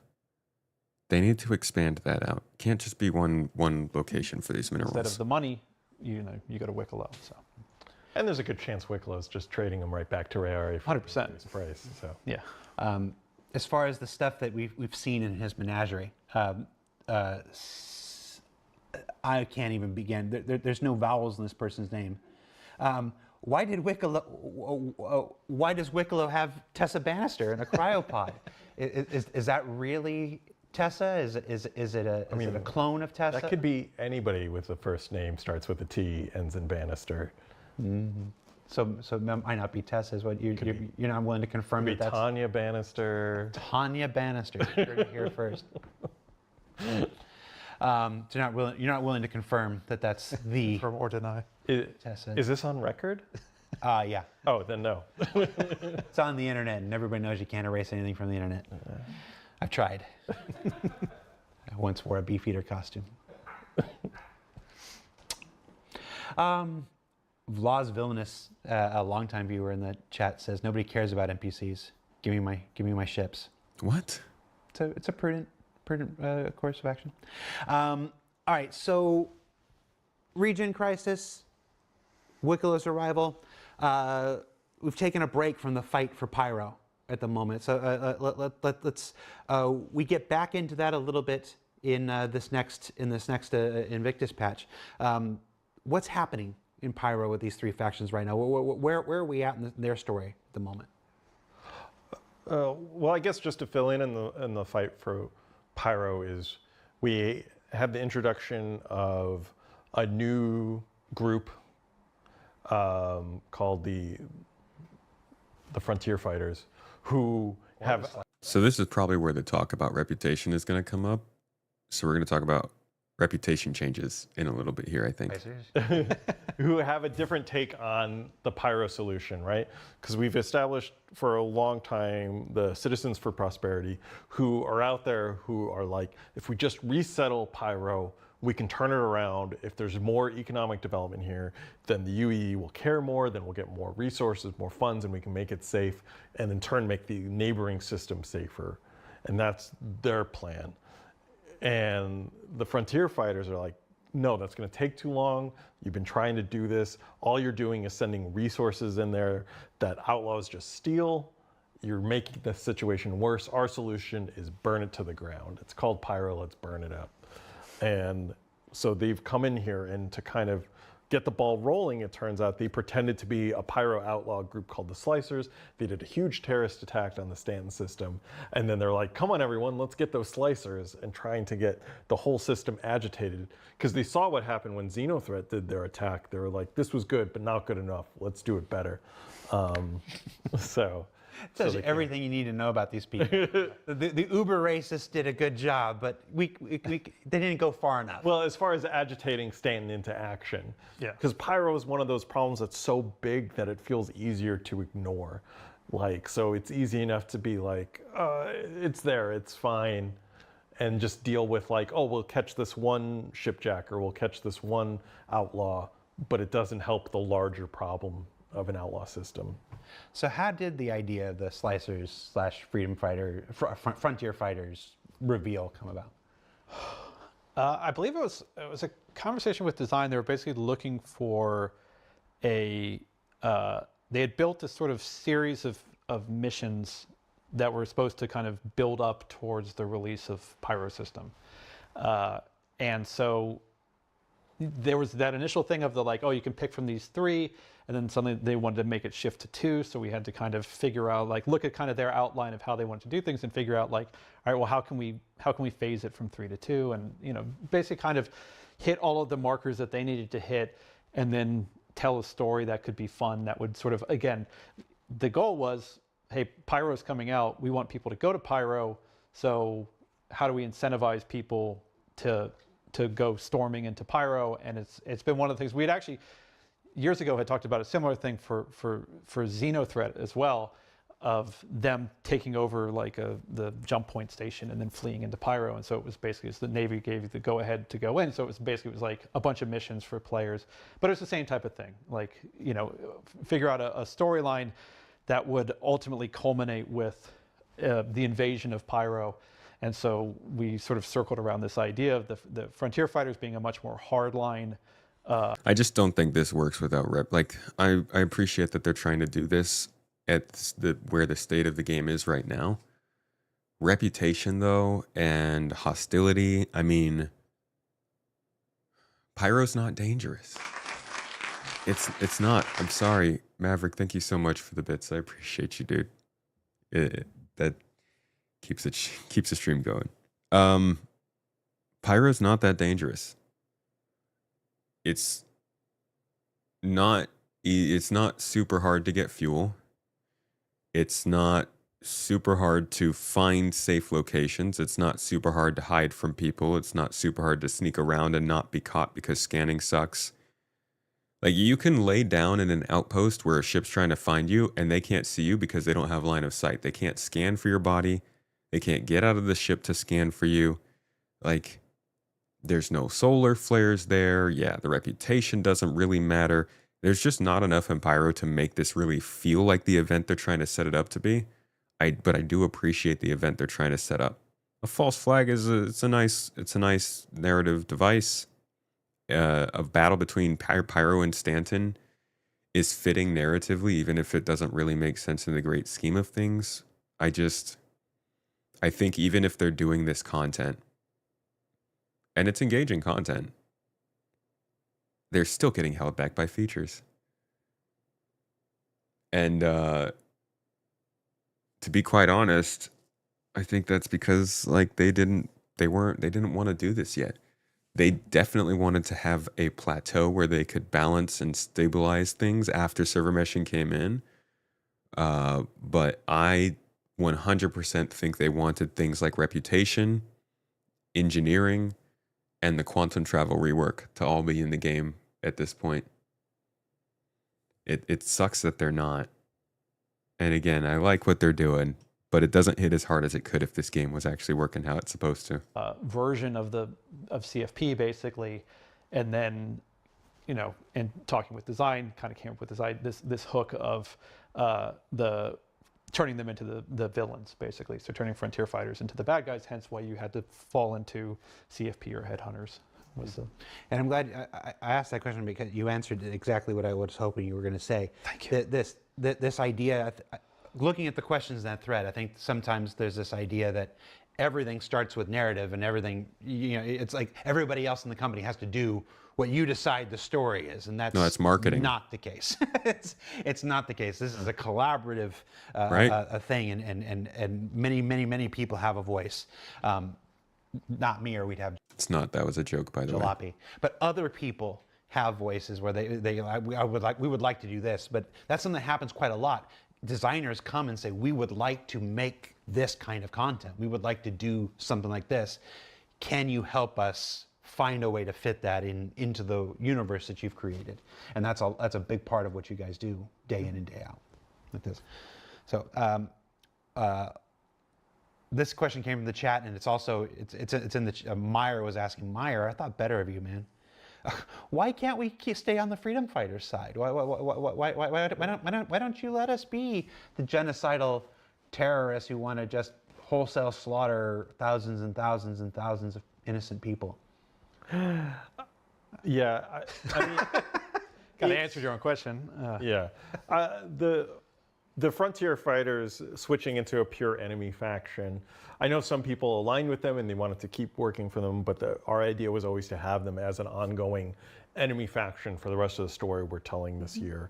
And, you know, going forward, not every faction that you encounter in the game is going to be one that the players can actively work for. And there are these purely hostile factions, and we need them from gameplay reasons. Is that as the reputation system slowly evolves, we want a similar experience for players who always can arrive in a location and have someone to attack or who is attacking them without having to worry about how the reputation system is going to change how they behave or the dialogue lines, because there's a high cost with that. We do want to have some reputation-based gameplay where the player's alignment will affect the outcome or how they experience these things. Yes. But that's going to be much more controlled. It has to be within reason. Yeah. It has to be within technical reason, has to be within feature reason, has to be within time, the amount of time that we can invest into create. I'm gonna need so much more explaining for that. I want to listen to that again. Dialogue lines, because there's to attack or who's attacking them without having to worry about how the reputation system is going to change how they behave or the dialogue lines, because there's a high cost with that. We do want to have some reputation-based gameplay where the player's alignment will affect the outcome or how they experience these things. Yes. But that's going to be much more controlled. It has to be within reason. Yeah. It has to be within technical reason. Technical reason.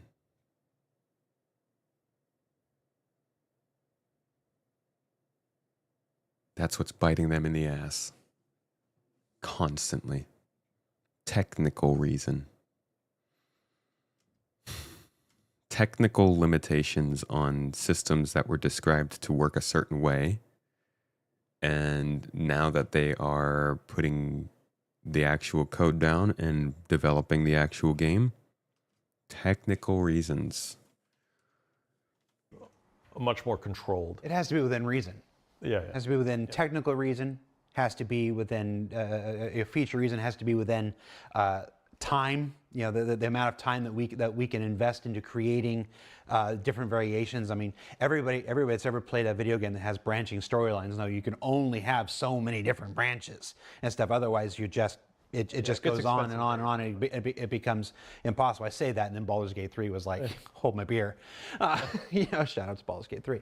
But even there are limits, and that's like this. So it's limits in time, limits in technology, limits in functionality, and our own desires. It's I don't think we're not making a game where you can do absolutely every single thing in the universe. There's a game we learn every week, the game that we want to make.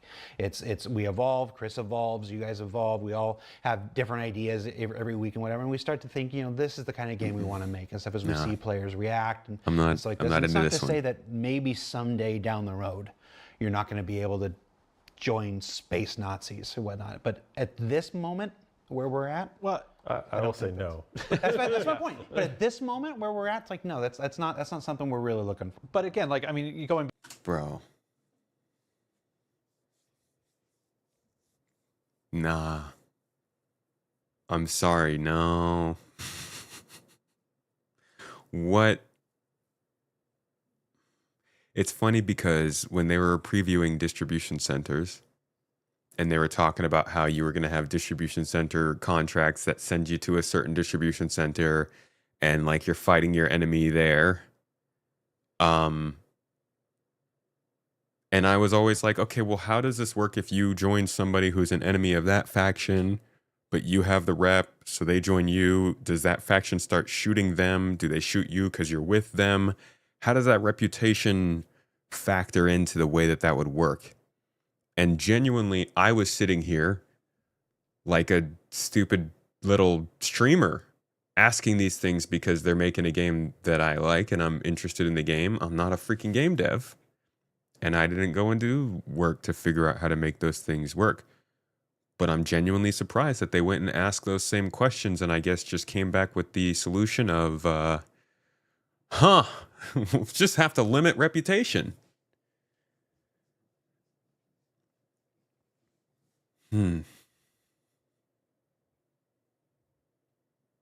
I want to hear more. Back to the sort of the conversation about the guilds that we outlined in sort of the Road to 1.0 thing. Like, there's going to be a criminal guild. Like, there are, if you are looking for that type of, underworld working for the dark side type, characters and interactions and factions and stuff like that, we have that. Like, you will be able to work for those people. But you can be criminals. You can be criminals. You can be pirates and everything. It's just it's just a question of how far into depravity we look. An early version of the reputation system had a lot more factions that you're working for. They were going to be very localized so that as you traveled from planet to planet, you were starting to build your reputation up. And it turned out like that level of complexity wasn't... Or maybe you mess up around a certain planet, so you go to the other one because those factions don't know you as well.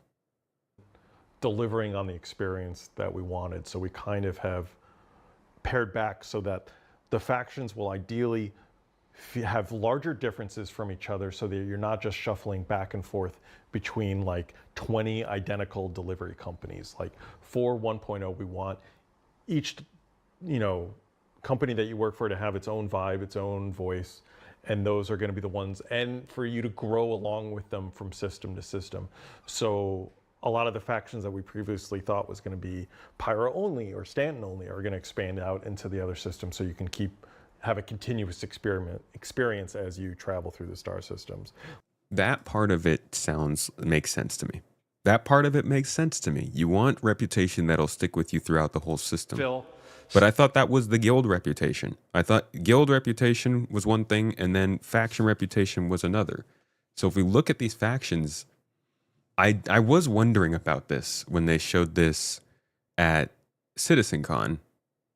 There were no planetary factions on here. And I thought it was a little bit weird, but Eckhart Security is there. And really, it was just the Eckhart Security that I recognized. North Rock Security was there, and we knew that those handled some local security. So I get that. What I'm worried about here is how many factions are they taking away? They're talking about just limiting it back from factions and taking away the locality of those factions. But in my opinion, that's part of what makes your ability to play or stay around one planet for a long time viable, because you could be the person that got ruined at this planet, so you need to go and work your way back up at another planet. And this, maybe Foxwell is at that other planet, so you can kind of get a little bit of help with their reputation, but they're not like locking that place down for you because you're still working for Microtech instead. Foxwell is just associated. I'm not going to say this, like, it really depends on how much they limit the factions. But from what they're saying, this really takes away from some of that localized gameplay and consequence that you would get. I don't know.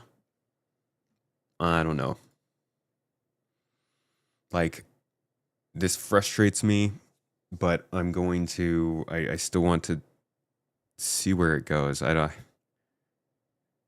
I know there's not going to be any follow-up on this for a while. Like, and so I think I don't mean consequences just for killing. I mean, like, if I do a job for the Ortani Syndicate, then I don't want, like, I would imagine that ArcCorp would make it harder for me to visit their planet because I work for a company that does terrorism and is unaligned with who they are. Now, if I go to ArcCorp and like reputation is going to define whether or not I can carry a weapon into ArcCorp or anything like that, it's no longer about ArcCorp. It's about Foxwell or somebody. And Foxwell doesn't own the planet. I'm not doing business. I'm not buying from Foxwell's stores. I'm not transporting Foxwell's components. Maybe I am. Maybe they have plans for that. But like, Foxwell is the mercenary faction. It's not a faction that has other things that I would be working with them on. You know what I mean?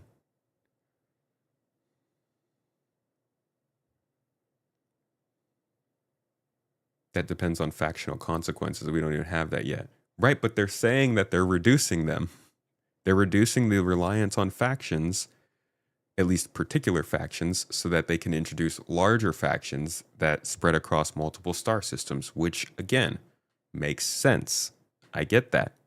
But We're talking about the unique factions that they have had in the game this whole time that he is saying, guys, he's saying in this video, we used to have it this way and we're changing it to this way. It's not like I'm picking and choosing. They're changing the system, and I think it could not be a great change for how the game was supposed to work before. We just have to wait and see.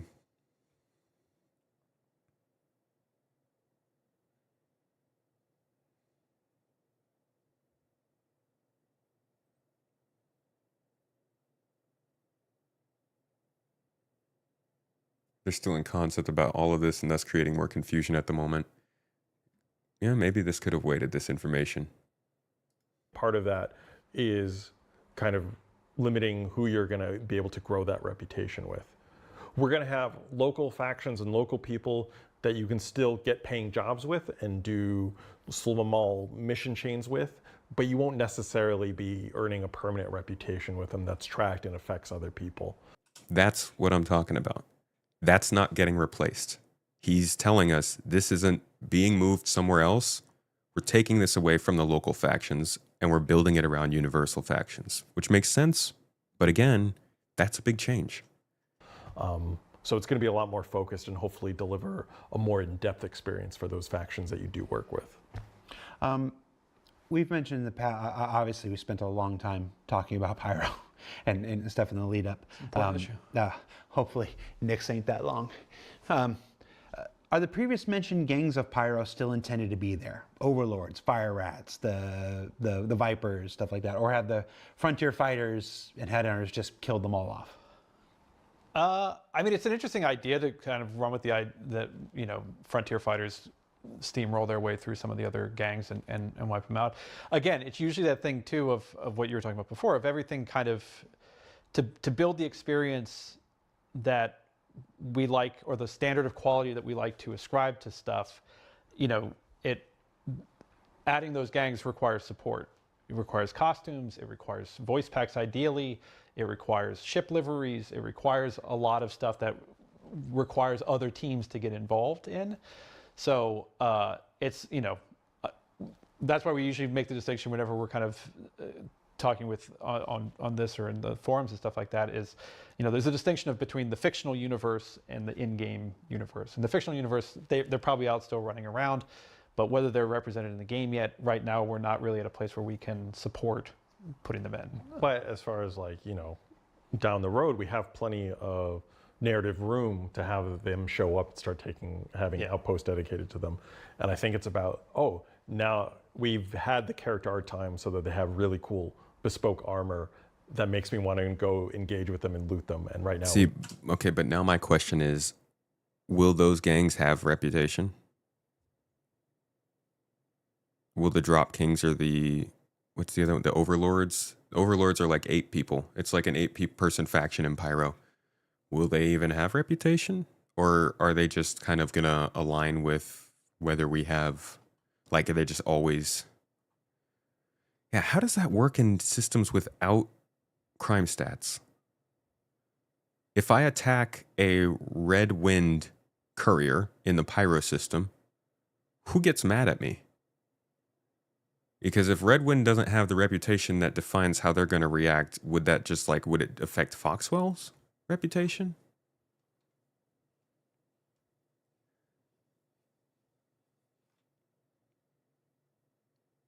Yeah, I don't know. Don't think anyone gets mad at you? Oh, that would be freaking... That would be the worst. You could just murder people indiscriminately and, like, nothing ever happens. Guess if you don't have a comm system, that's how it works. But if you're near an outpost and somebody sees you shoot down a ship, who gets mad? I don't know, man. We just don't have that in the schedules. I mean, you kind of see it like with the Fire Rats and the contested zones, like kind of how unique they can look. Like the work that they did on that, you know, was really awesome and shows basically where it could go. But yeah, but I do like the idea of actually saying that, you know, maybe we fictionally kill off one of the gangs, that Frontier Fighters gets a hold of them and stomps them out.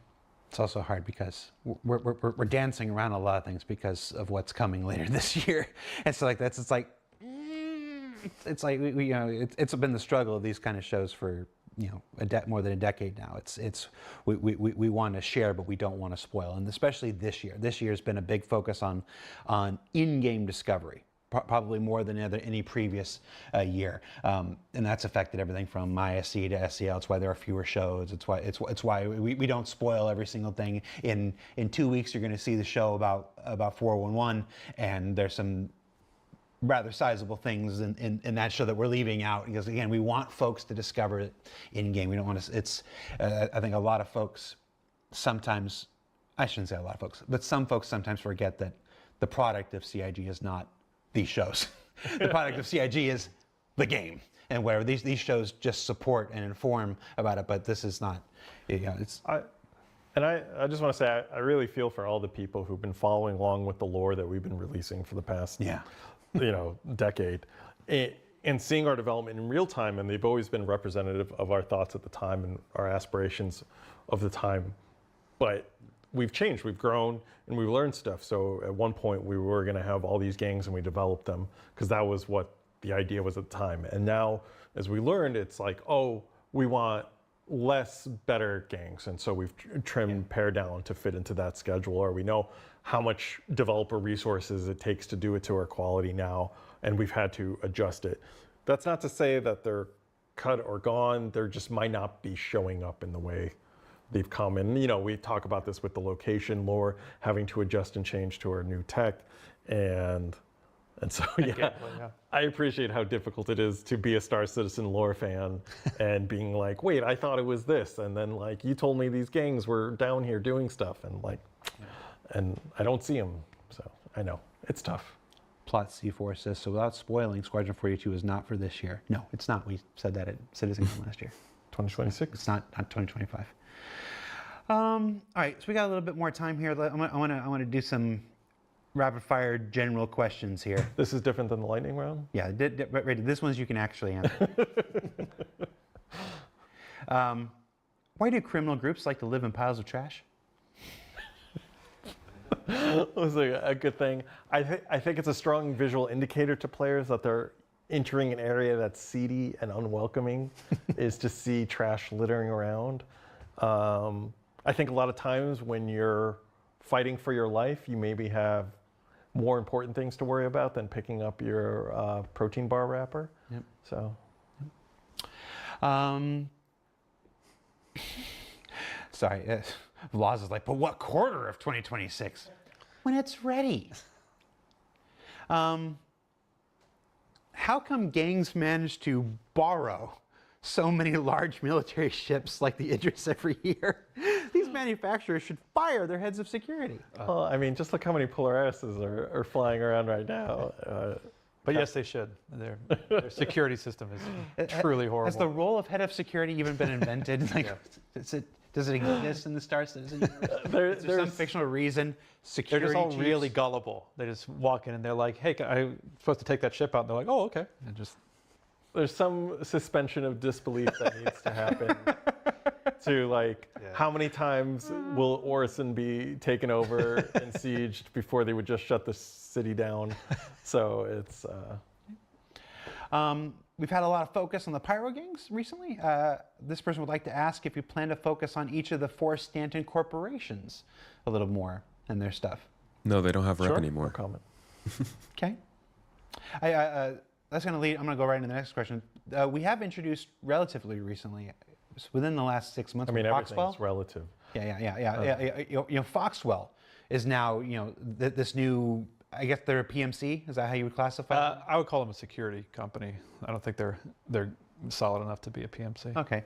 So Foxwell is out there now giving missions. They seem to be taking some of the role that Crusader and Hurston Security would have in the past. Is that accurate? What's? Yeah, it's part of our 1.0 alignment as we head towards that goal of, for the major landing zones, it was causing potential issues for players to be able to earn negative rep with these companies and seeing how, like, I worked for Crusader Security, I pissed them off, like, I attacked him. What does that mean for me accessing the content in Crusader now?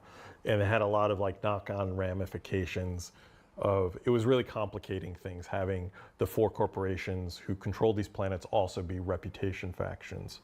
So we're going to slowly start changing towards them being more local factions where you can work for them and earn money for them sometimes, but not necessarily keep a long-term reputation with them. Wasn't that the whole point, though? I thought that was like such an hold on. What is going on? Something unique to your group of friends table. You might have a reputation with a certain organization at a high level that your other friends don't, and you've maybe done a little bit of extra work to maintain that, get that up there, etc. And as a result, you're able to bring in something cool like a mission that normally they wouldn't be able to do. Plus, everybody likes bragging rights. We all know that you're going to be putting up screenshots on the subreddit or whatever saying, look at all these reputations I have at max, look at what I'm able to maintain, all that. We're darn excited about how that's going to play out potentially. Super excited. In a conversation tree, things like your affinity and confidence, potentially. So for this release, a lot of our focus is around missions and how that's going to be affecting things like your affinity and confidence, but going forward, you'll be having actions that affect your reputation of other kinds. So that's going to be things like a mission giver where you might push them, but it also could be like if you shoot at them, or if you shove one of their friends, or if you talk to them in the wrong way, if you choose a bad choice in a conversation tree. It could be any number of things. We even have talked about some fun stuff where, like, Konstantin Herson, for instance, is a bit of a snob. You walk in wearing a bad coat or like some weird clothes, he might think less of you. You can also key it off of things like when you happen to raid a ship that is controlled by maybe Crusader security. We could key it off of something like you go into the wrong area. I mean, you just walk into a club where the bouncer doesn't want you to be there. We could keep... That literally will not happen now. Like something as simple as, I mean, unless Foxwell owns the locations in the city, that one sentence was like,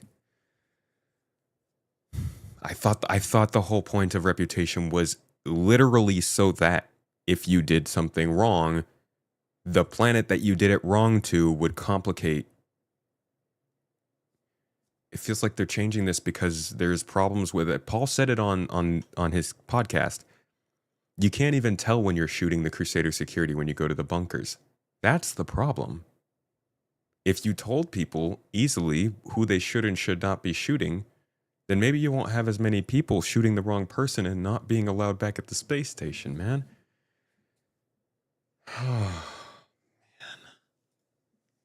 Instead, those beginning security jobs are going to be given out by Foxwell. And sometimes the 4 corporations hire Foxwell as a contractor to do the work for them. And Foxwell, because they're not so obviously linked to the Stanton system, like you talked earlier about being able to continue your relationships with some of these people. Yeah. You know what, Joan? I think you're right.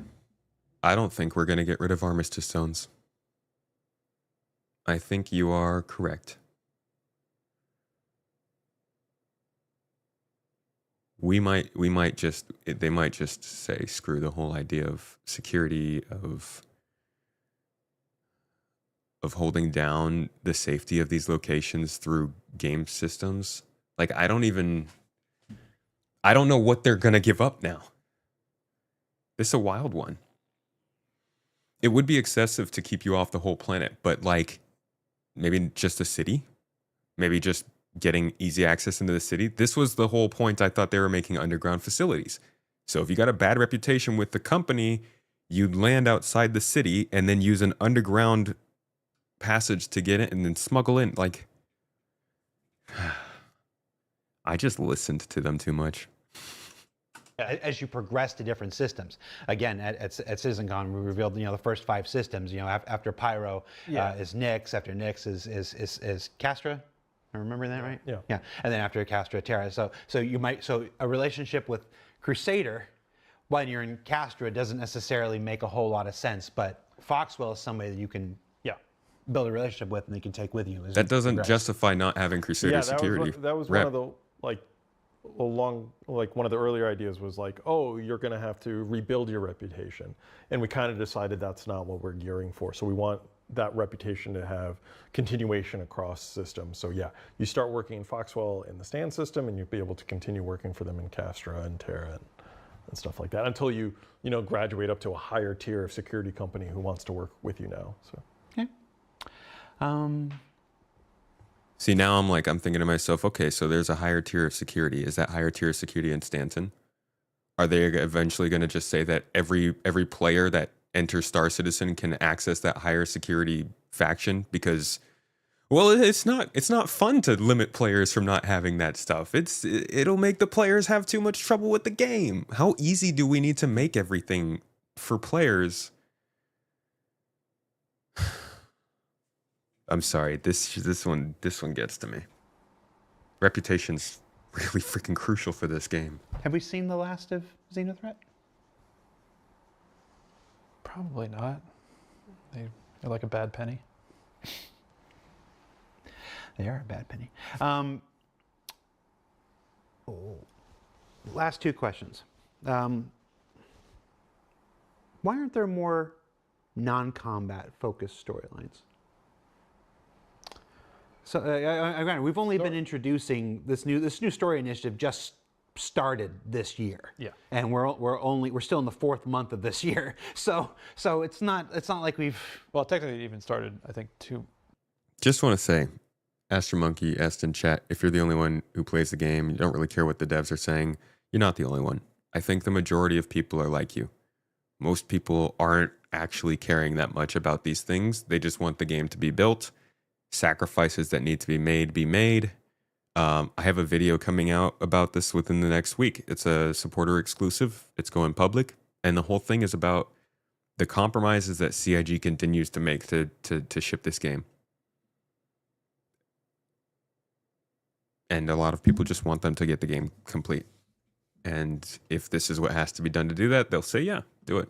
So, yeah. 2 months. I think we're in month 2 of the storyline. I would say with the start of Pyro and stuff like this, with the fight for Pyro and stuff. So we're really only 4 or 5 months into this initiative here. Well, but the missions have all been very combat. The story has been very combat focused. Even a line in mine, well, the regen question thing. The first thing you do is go to a big central sandbox where you're forced to fight with a bunch of people. Yeah, I mean the from a high level, actually the B story, the science story, the regen crisis story is actually the non-combat one because it's science, it needs resources and and the frontier fighters one, which is sort of the A story, that is obviously much more focused around combat. So, but within each of them, obviously there's going to be opportunities to do both combat and non-combat.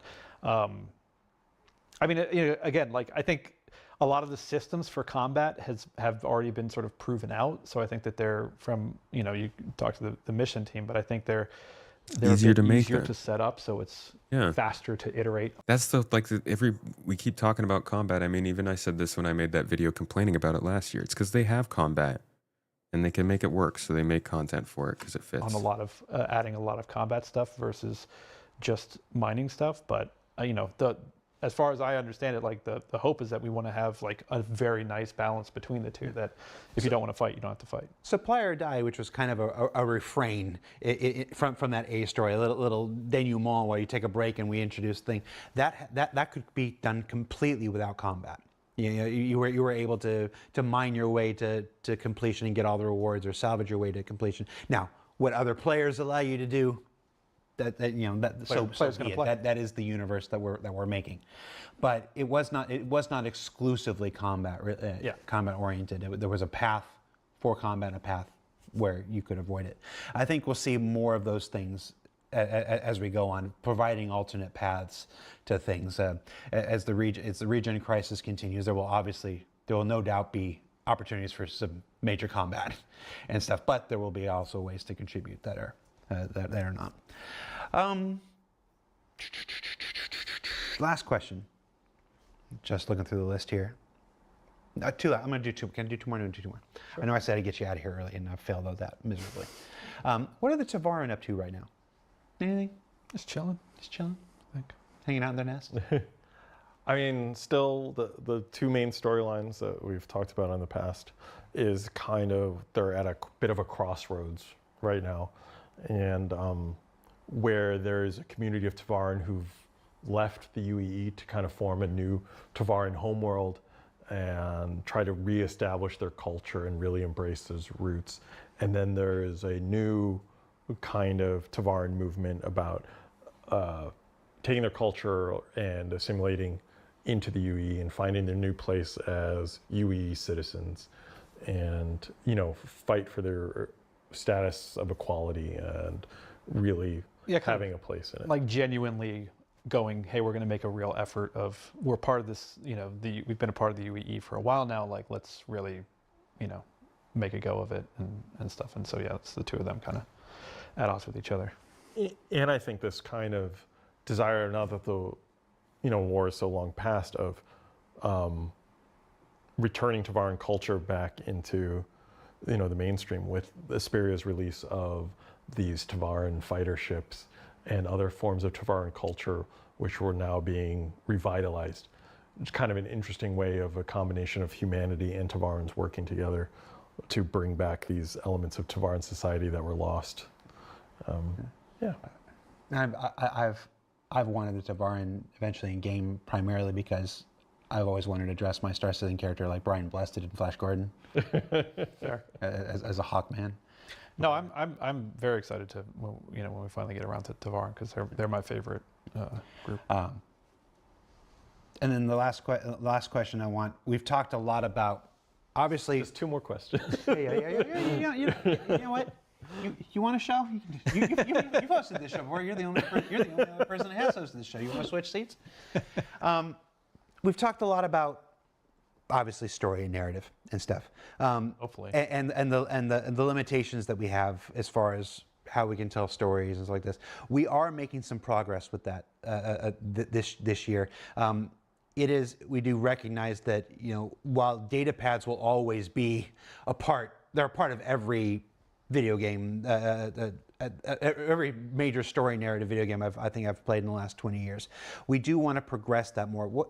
Can you give us a preview of how we're progressing? What would be next? I mean, just moving up the food chain. It's audio logs.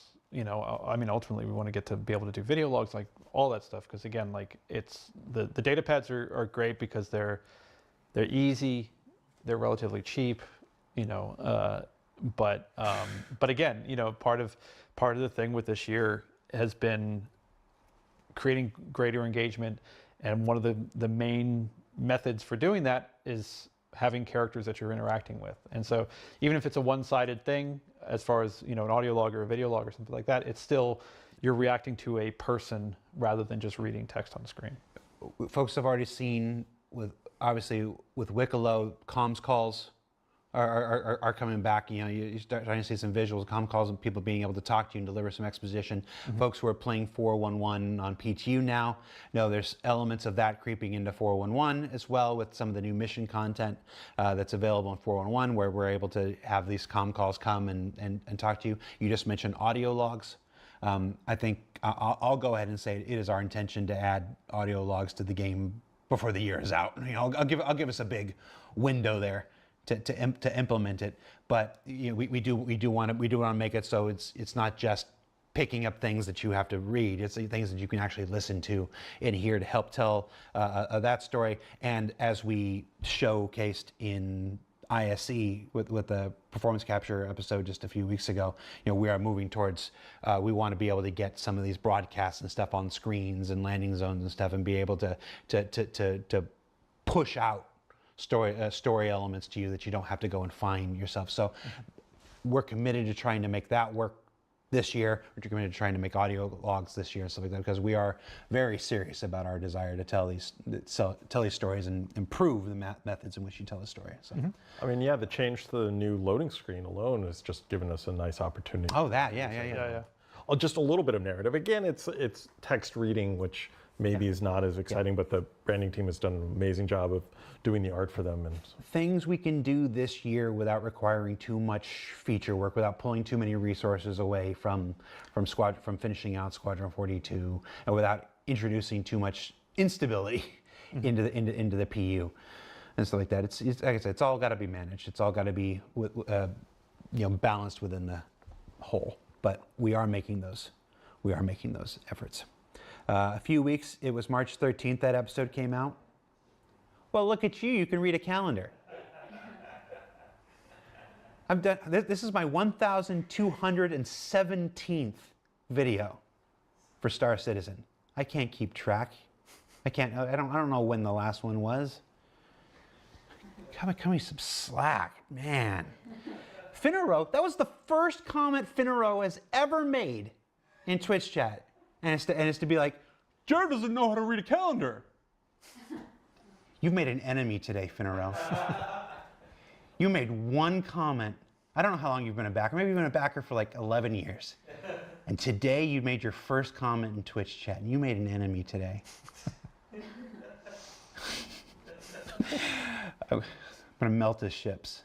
Can I do that? Like not all of them. There's just gonna be one that's gone, and you're not gonna know which one. You're like, what happened? You're gonna think it's a bug. I melted it. how do you not have a button for that on your desk that you can just press?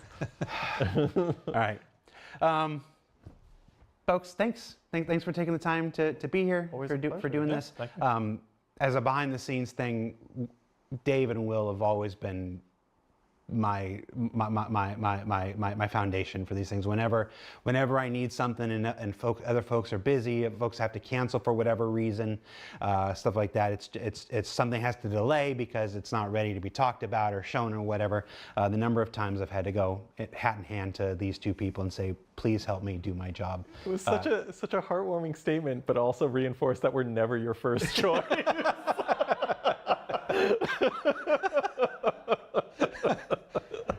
Not wrong, though. Not wrong. So, David and Will, not my first choice. Thanks for watching. We'll be back. Next week with a special behind the ships episode. It was behind the ships next week, right? Yep. And what day is that? Where we reveal the first ship that's coming for this year's Invictus just a little bit early. So stay tuned for that. For Will and Dave, now again, not my first choice. I am Jared Huckabee. Thanks for watching, and we'll see you next week, everybody. Take care. Bye. All right, y'all. I feel like I said plenty about this as we were going. I don't really have much more to say. They're very, very pulled back on Star Citizen and focusing on Squadron. At least as far as development goes, this made it a lot more clear just how true that is. And man, it really just throws my entire expectations of this year. I mean, I didn't expect too much feature-wise, but I have to recalibrate a little bit after that. That wasn't the big part, though. The big part was the reputation. And I don't know. I gotta think about that. I gotta really think about that some more and talk about it, I guess, and just like feel it out, because it's a weird change. It's a weird change, and I know it can work for the game that they're designing. It's just such a stark change from the game that they were designing before, especially because this is a feature that was already in the game. And they're removing it because they felt, well, they say they felt like it was confusing players, but it sounds more like it was technical, like Jared said, and that it's just too complicated to have a bunch of factions with different reps that might or might not matter in certain locations. But again, we'll have to continue looking at that, dwelling on it, and seeing how it goes. I think we'll get future updates. I just don't think we'll see that many, and they'll be in the PTU mostly, EPTU. But that's it for today, folks. That's all for today. Hope you guys got some out of this stream. I hope you learned something, got some education, got to talk a little bit, share some thoughts. Thank you to everybody who supported the stream today. Baltzan with Toes Gang edition, and y'all with the bits and the subs in chat, memberships, going back in on it. I appreciate you guys. Much love to you. Hope you've been having a wonderful, wonderful week, and hopefully we can be a part of it again on Wednesday. Friday, Saturday, and next Monday, we will be taking the stream off. But I'll be back with you on Wednesday and then next Tuesday to make up for that. More of the good stuff, you know? More of the good times, more of the good talks, more of the good things. Either way, folks, thanks again for being here. You're all lovely. Do something you love. Give yourselves a hug. Talk to somebody you love. Eat something good. Just, you deserve a good time and a good day. See you all next time. Bye-bye.